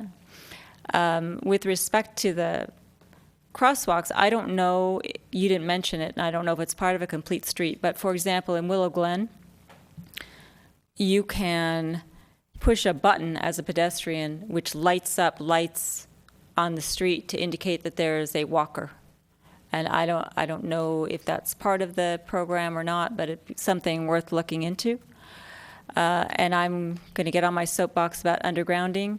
I think the reason I've taken the time to learn a lot about it, so you are absolutely correct that Almond Grove would not be a location under Rule 20A where we could do undergrounding with those funds from PG&E. A more likely location is Los Gatos Boulevard, in particular between, Blossom Hill and maybe Los Gatos Almaden. There's lots of telephone poles there, and it qualifies as a stretch under the PG&E programs. It would also, if we use that by way of example, have the advantage of taking those utilities out of the sidewalk area. And if you go farther up Los Gatos Boulevard on the sidewalk towards Lark, there's some places where you can't walk because the pole's in the middle of the sidewalk, and I don't know what they're called, but the metal thing that comes down from the pole is also stuck in the sidewalk. So you really can't walk on the sidewalk there. So if we could use the undergrounding to do that. What I hear every time I mention undergrounding, and this is not denigration to anyone, I'm just stating it, is, well, it takes so long. Well, it takes longer if we never get in line. So can we please get in line? And what we need to do for that is the council simply needs to pass a resolution, as I understand it, indicating an area that we'd like to study. PG&E takes that, and then they run with it. We'd have a new PG&E liaison who wants to do this. I think it's something that we should do as part of this program, and that's my 2 cents. Thank you, Vice Mayor. Does anybody else have 2 cents?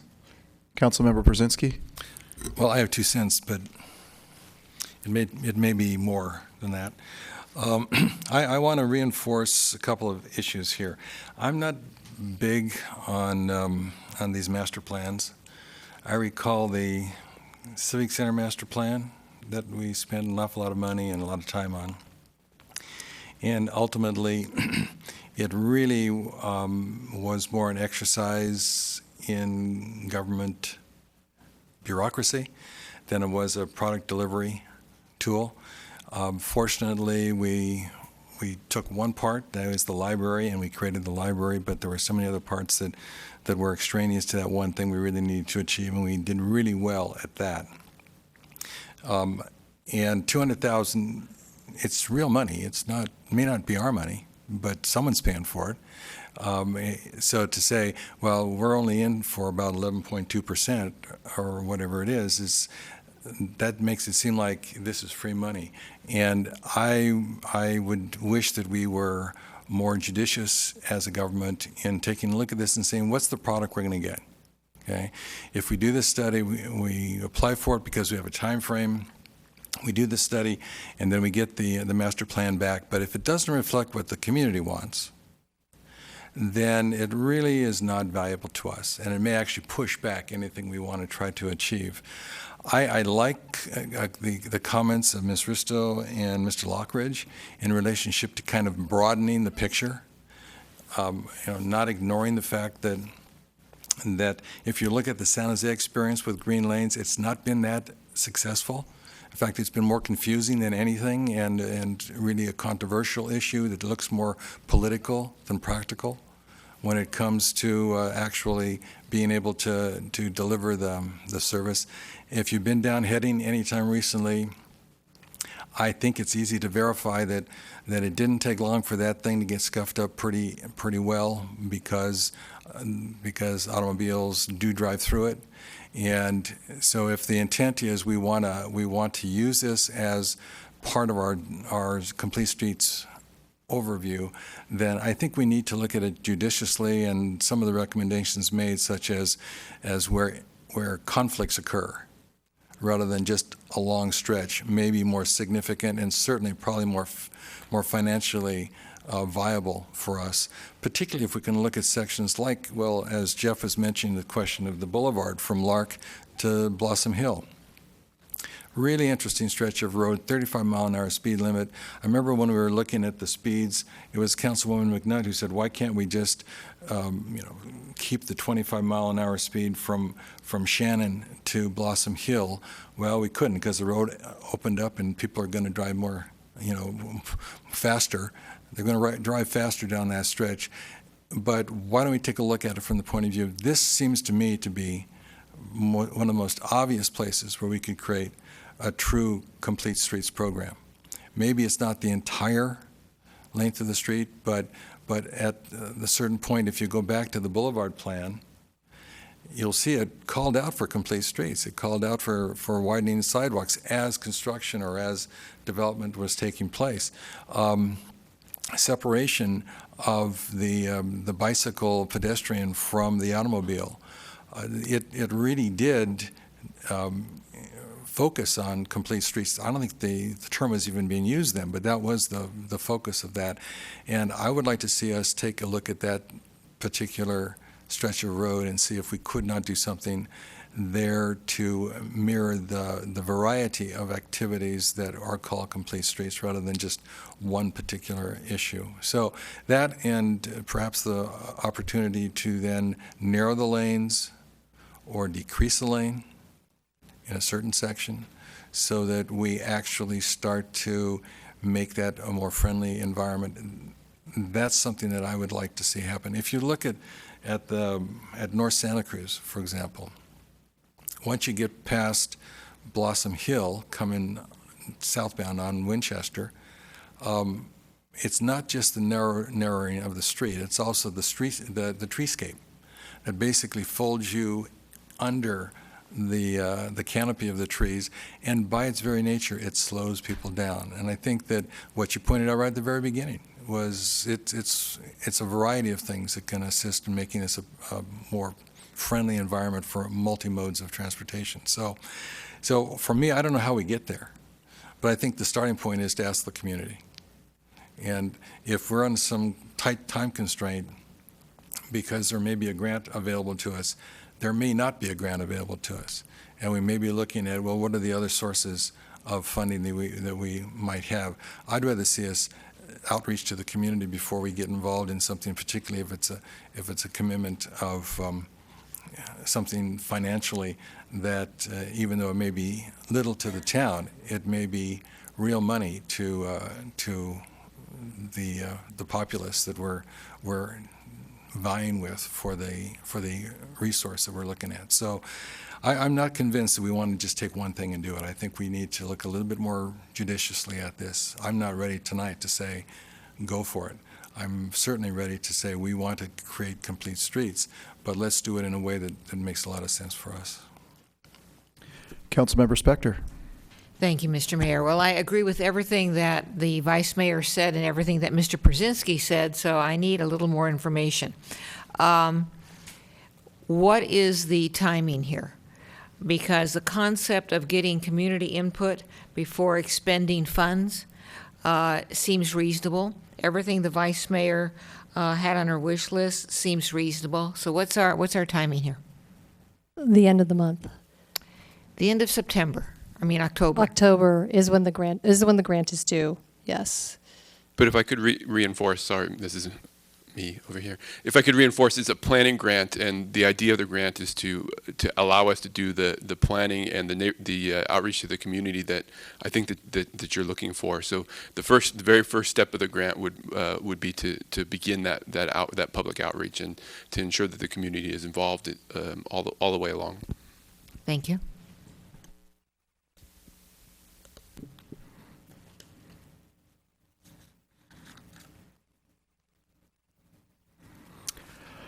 All right.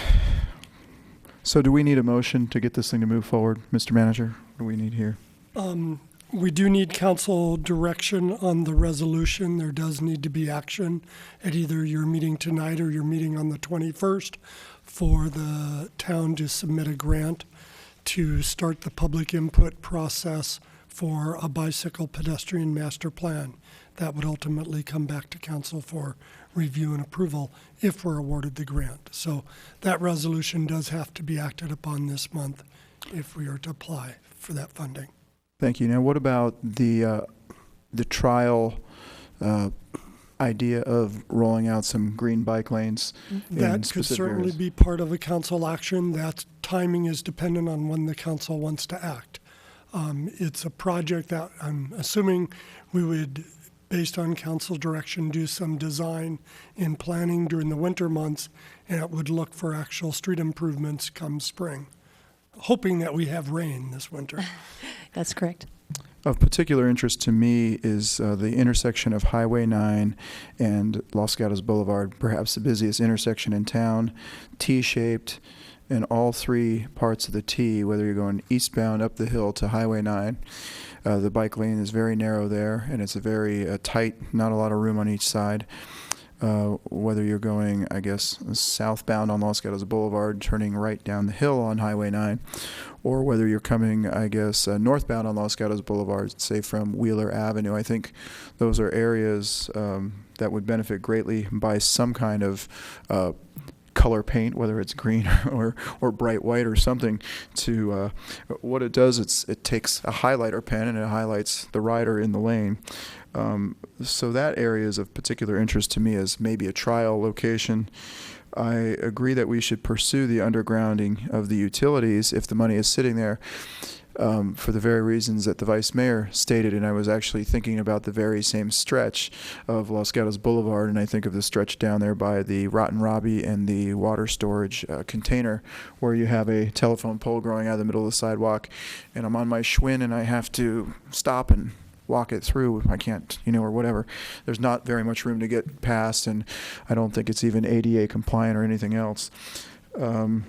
So in addition to applying for the grant, which I think is a necessary step in the process, because we have to start somewhere. It's like a chicken and the egg thing. So I think this is a good place to start. It's $23,000 out of our pocket, I guess. I don't really know where the other money is coming from, but it's coming not out of Los Gatos residents' pockets. So, and if it will engage the community and start a dialogue, and then perhaps move on to a master plan that can be altered and tweaked, and whether we use all that plan or we use a portion of that plan, as perhaps Mr. Brzezinski suggested, where we just address a certain area of Los Gatos Boulevard and we put in a, we decide to remove a lane and putting a bicycle lane like Mr. Shepherdson's slide depicted, with trees planted on both sides or something else. Who knows? That might be the result, and we might achieve something there. So I'm in support of pursuing the grant and trying to get that done by the 31st, along with those other items, the green bike lanes on a trial basis. With community input, I think, because I think it was valuable what Mr. Lockridge and Ms. Risto said, and the undergrounding of the utilities on Los Gatos Boulevard. Looking forward to someone else, Councilmember McNutt. I think I have a question and possibly a motion, depending on the answer to the question. Can you run me through the timeline? So the grant's submitted by the end of October. They make their decision by? They're making their decision apparently in March, April timeframe. And then at that point, you would go out with an RFP for the consultant to do the report? Well, initially, we have to meet with Caltrans. That's the first step in the grant process. And once we have a kickoff meeting with Caltrans, then they would allow us to put out an RFP. And the first component that would happen once the consultant got on board would be to do community outreach meetings. Okay, but you could also, as you're going through the grant process, use the Transportation and Parking Commission as a way of engaging stakeholders in the community to start gathering input and information so that you'd have a body of knowledge to pass on to the consultant as they do their scope of work and kind of get a head start that way. Yes? Yes, sure. Okay, so I'm gonna make a motion to adopt the council resolution supporting the grant submittal to Caltrans for 2015-16 Sustainable Transportation Planning Grant, with the understanding that the town, through Transportation and Planning Commission or through some other means to be determined, start the process of gathering information and getting anecdotal testimony from the public on where the most need is.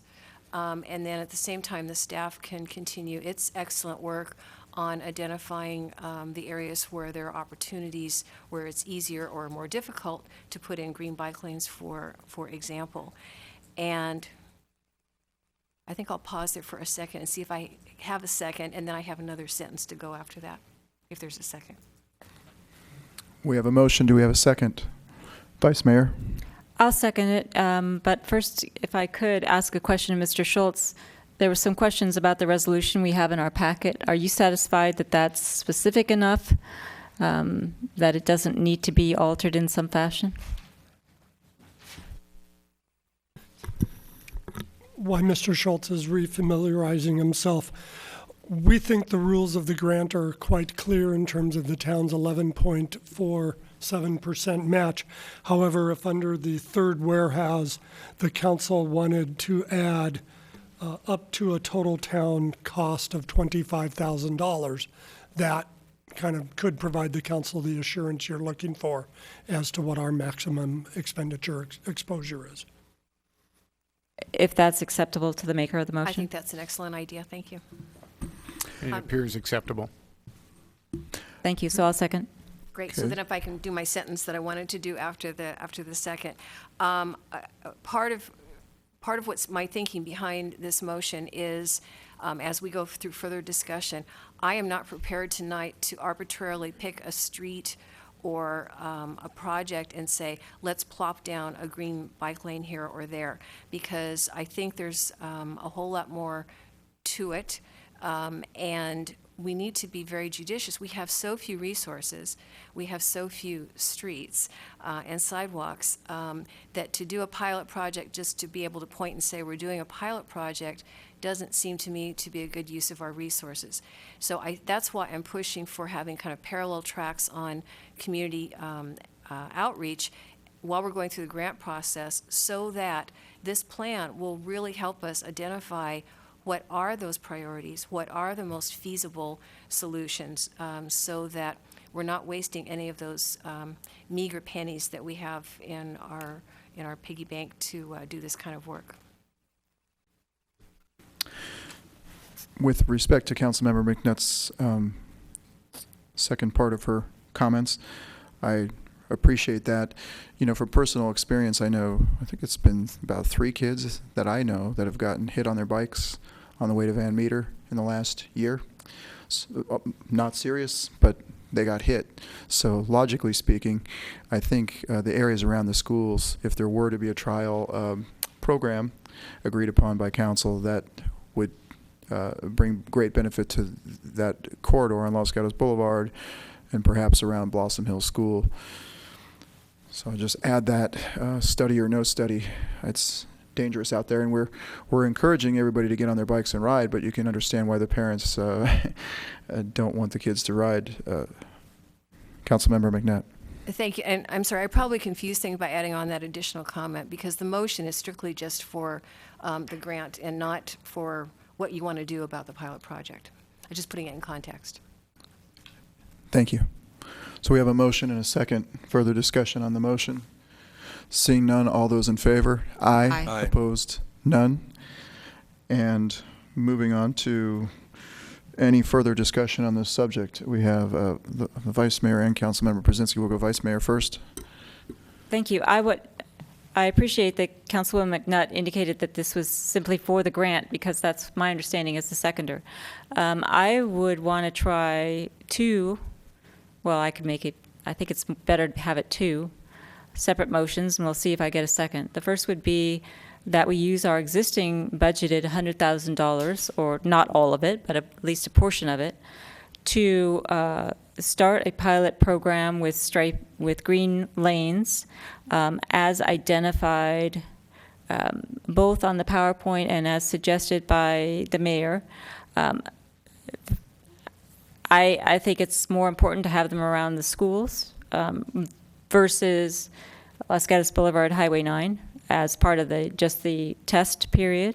So my motion would be to have those school areas. That would be the Blossom Hill, University to Roberts, Los Gatos Boulevard by Van Meter. I would include Blossom Hill by Blossom Hill School, for example, as those that I would be interested in. That's the first part of my motion. The second part of my motion would be to direct the staff to do what it needs to do to begin the process to identify an appropriate area for undergrounding, figure out how that works under Rule 20A with PG&E, and then bring back a report to council on what those particular areas that would be eligible, what the cost would be, what the steps council would need to take to at least get in the queue for those things. So that's a 2-part motion. Right. So we have a motion and do we have a second? Councilmember Brzezinski, do you have comments? I did have comments. I wasn't aware I'll second of the I'll motion second the being- motion. Do we have comments now? Okay. Yes. First of all, I wasn't aware that you were riding your Schwinn on the sidewalk, Mr. Mayor. But now that you've revealed it, apparently it probably is legal. I'm going to support the motion. I think that the Vice Mayor's point is well made, although my tendency is to say to staff, here's a recommendation, validate whether this is really where we want to do it, how we want to do it, and whether or not the form it should take, and compare that to the recommendations made by members of our public regarding just striping around the conflict points. So if the maker of the motion is so inclined, I know that the statement was the focus should be around the schools. I absolutely agree with that.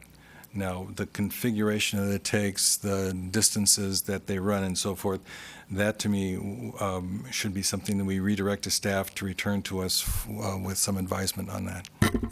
And that's fine with me to include. I was particularly interested in Ms. Ristow's comments regarding the variation in the configuration or the painting, if you will, of the lane to indicate various things, I think is a good idea.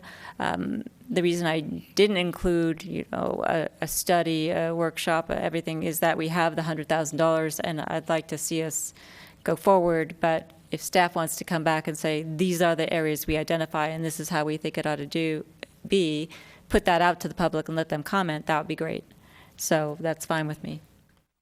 And if I may clarify, staff would certainly bring back to council kind of our plans before painting the streets for council review. And in fact, we'd likely involve some public discussion through the Bicycle Advisory Committee, the Transportation and Parking Commission, and possibly our collaborative Safe Routes to Schools group, given the focus on schools. All right, thank you. Councilmember McNutt. Since this is confined to just the area around the schools, which we all know just intuitively is going to be something that's important, I'll go ahead and support the motion. I just was getting concerned about picking out sections of Winchester or Boulevard farther up just because they're wide and it would be easy. So just because it's easy doesn't mean it's the right thing to do. Around the schools is clearly the right thing to do. So I will support the motion. Further comments or discussion? Seeing none, I'll call the question. All those in favor? Aye. Aye. Opposed? None. It passes unanimously. I think that wraps this up for this one. Thank you, Ms. Peterson, for your Thank you very much. report. We have one more item this evening, item number 12, which is the report of the Los Gatos Montessorino Police Services Contract Ad Hoc Committee. And providing that report will be our council members Barbara Spector and Diane McNutt, who are on that committee. Thank you, Mr. Mayor. To the council, actually everything that Ms. McNutt and I had to report out is contained in the page and a half of the staff report. And I know that Ms. McNutt might weigh in on this also. But for me, I knew that we had a situation in which when we had two significant events, Achilles in Los Gatos and Cumra in Montessorino, and when we had overtime expenditures on Achilles, the staff had to come back for the overtime expenditures and get basically, to simplify it, money from our general fund to cover that overtime. When there was an overtime in Montessorino, once again, that overtime funding had to come from our Los Gatos general fund. And so for me, what I was hoping to do with this ad hoc committee is find a way to work with Montessorino to get the overtime expenditures reimbursed and or modify the contract to allow for that kind of reimbursement in the future. I felt as though if we, Los Gatos, just terminated the contract, that would create bad feelings vis-a-vis Montessorino. I felt if Montessorino said, we're not going to reimburse you, that would create bad feelings vis-a-vis Los Gatos. However, as we sit here today, we were not able to strike any deal with Montessorino, and that is why we are reporting back to you and providing on page 2 for directions that you could take that go basically from nothing to everything. Thank you, Councilmember Spector. Councilmember McNutt, are you going to be reporting also or adding any comments? There's really nothing to add because, as Councilmember Spector said, we think we clearly laid it out in writing. It only took a page and a half. And there are 4 options. The committee has no recommendation on those options, although we may have our personal opinions on those options, but we'll see how the council discussion goes. All right, thank you. All right, any questions? Mr. Przinski. I think this is a question for the ad hoc committee. Are we still engaged in conversations with the Montessorino Council? Councilmember Spector? No, as the first page of the report pointed out, the ad hoc committee ended, the 2 ad hoc committees ended their discussions in August. And I read that, but I didn't know whether there was any intention to renew for any purpose whatsoever, particularly depending on what we might do tonight. All right. With regard to that, that would depend on the direction of the council and probably also on the direction of the mayor who establishes ad hoc committees as to whether or not he keeps the current one going or has a new one. I always look at Ms. McNutt to see if she has anything different to say. Seeing nothing different, Vice Mayor. This is a question for the ad hoc committee as well. Thank you for your report. One of the things it says is that on September 2nd, the Montessorino City Council discussed this matter and indicated that it was not going to reimburse Los Gatos for any of those overtime funds, and it presents it in the context of a discussion. Was there any motion, or was there a study session? How was that decision reached? I know it was done, I believe it's just part of the regular council meeting. I don't know whether it was done as a formal motion or just as a consensus discussion. We might get clarification on that from someone in the audience if that's an issue that's important to you. I guess the issue that's important to me is that Montessorino has decided through its city council that Los Gatos will not be reimbursed. That's correct? Any more discussion? Seeing none, I don't have any speaker cards. I see 3 people, 3 diehards left in the audience this evening. If somebody wants to bring a card forward,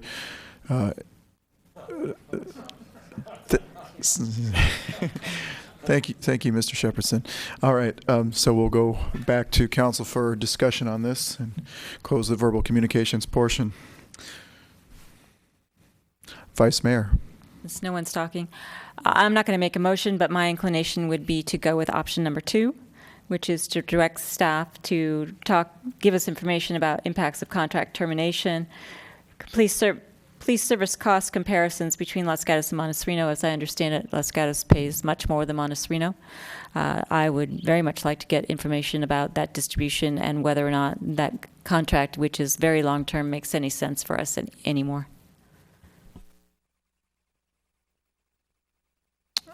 Well, I will chime in. I was thinking that option number 2 could be one of the 4 options I would select. I was leaning more towards option number 4. You know, what we have is a contract that was created a long time ago.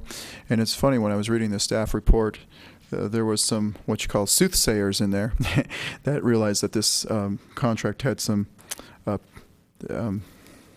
advantages in Montessorino's favor over the time value of money. It didn't take into consideration all the future costs. It only took into consideration cost indexing for wages and such.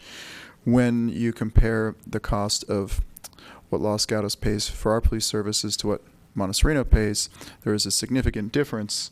I am concerned about 2 things. One is I don't want our citizens to be subsidizing a bad business deal, if that's truly what this is.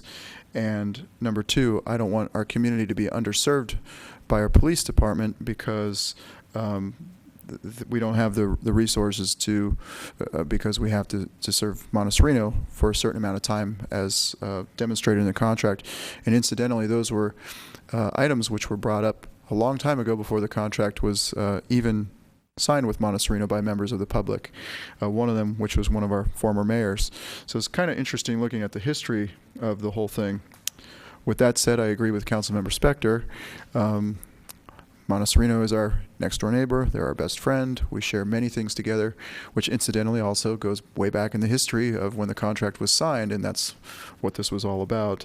So, and I also don't want it to be a hardship for our budget and our police department to suddenly, well, it wouldn't be sudden, but it would be potentially a 12-month process if the contract were to be terminated and we were to lose the money that Montecito currently pays us, which I believe is around $600,000 or something. I wouldn't want that to affect our police department's budget. So, you know, I guess the question becomes, what is the best financial decision for, number one, the people of Los Gatos, and what is the best public safety? Not necessarily in that order. I guess I'd put safety first, and then what's the best financial decision for the people of Los Gatos? And I think that is something that, I don't know, might be best addressed in the council strategic goals or the part of the 2015-16 budget. So that's where my thoughts were going, but I'm one of five, so does anybody else wish to chime in? Vice Mayor. I guess listening to the mayor, it would seem to me, the reason I opted for number 2 is because get more immediate information. Number 4 delays us to February, but number 2 is part of number 4. So I don't know why we couldn't combine the two, get that information going such that by the time February rolls around, we have a base upon which to discuss it rather than wait till February, would be my suggestion. You make a very good point. So I do concur with that point. Councilmember Brzezinski? We have a motion and a second, correct?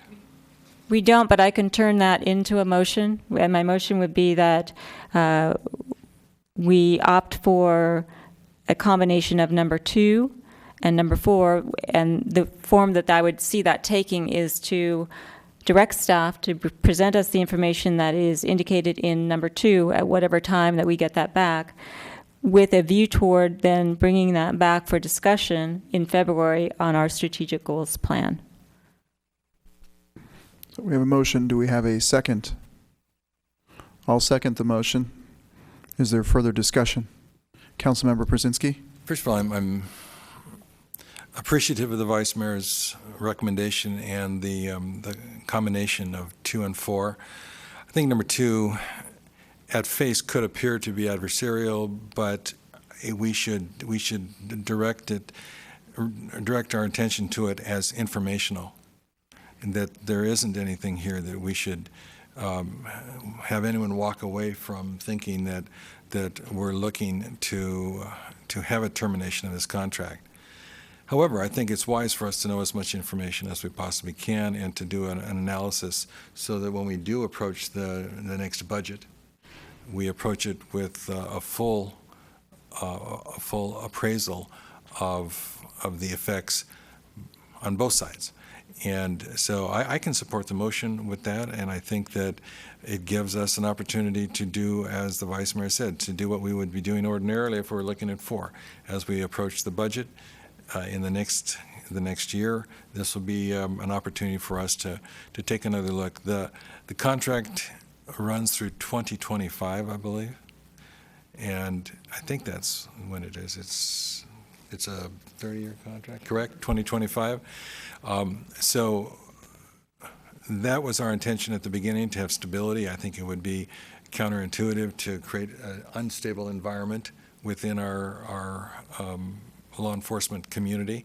But at the same time, it's wise for the council to understand exactly what the consequences of the contract are and to have the time to then process that as we get into the next budget year. So I can support the motion. Thank you, Councilmember Brzezinski. I also want to emphasize that when you do read words such as termination of police services, that this is not an adversarial approach. This is something that is informational, and I hope that it will be viewed that way. Further discussion? Seeing none, I will call the question. All those in favor? Aye. Opposed? None. It passes unanimously. And that concludes our meeting this evening. Thank you to the ad hoc committee, Councilmember Spector and Councilmember McNutt for the report on this.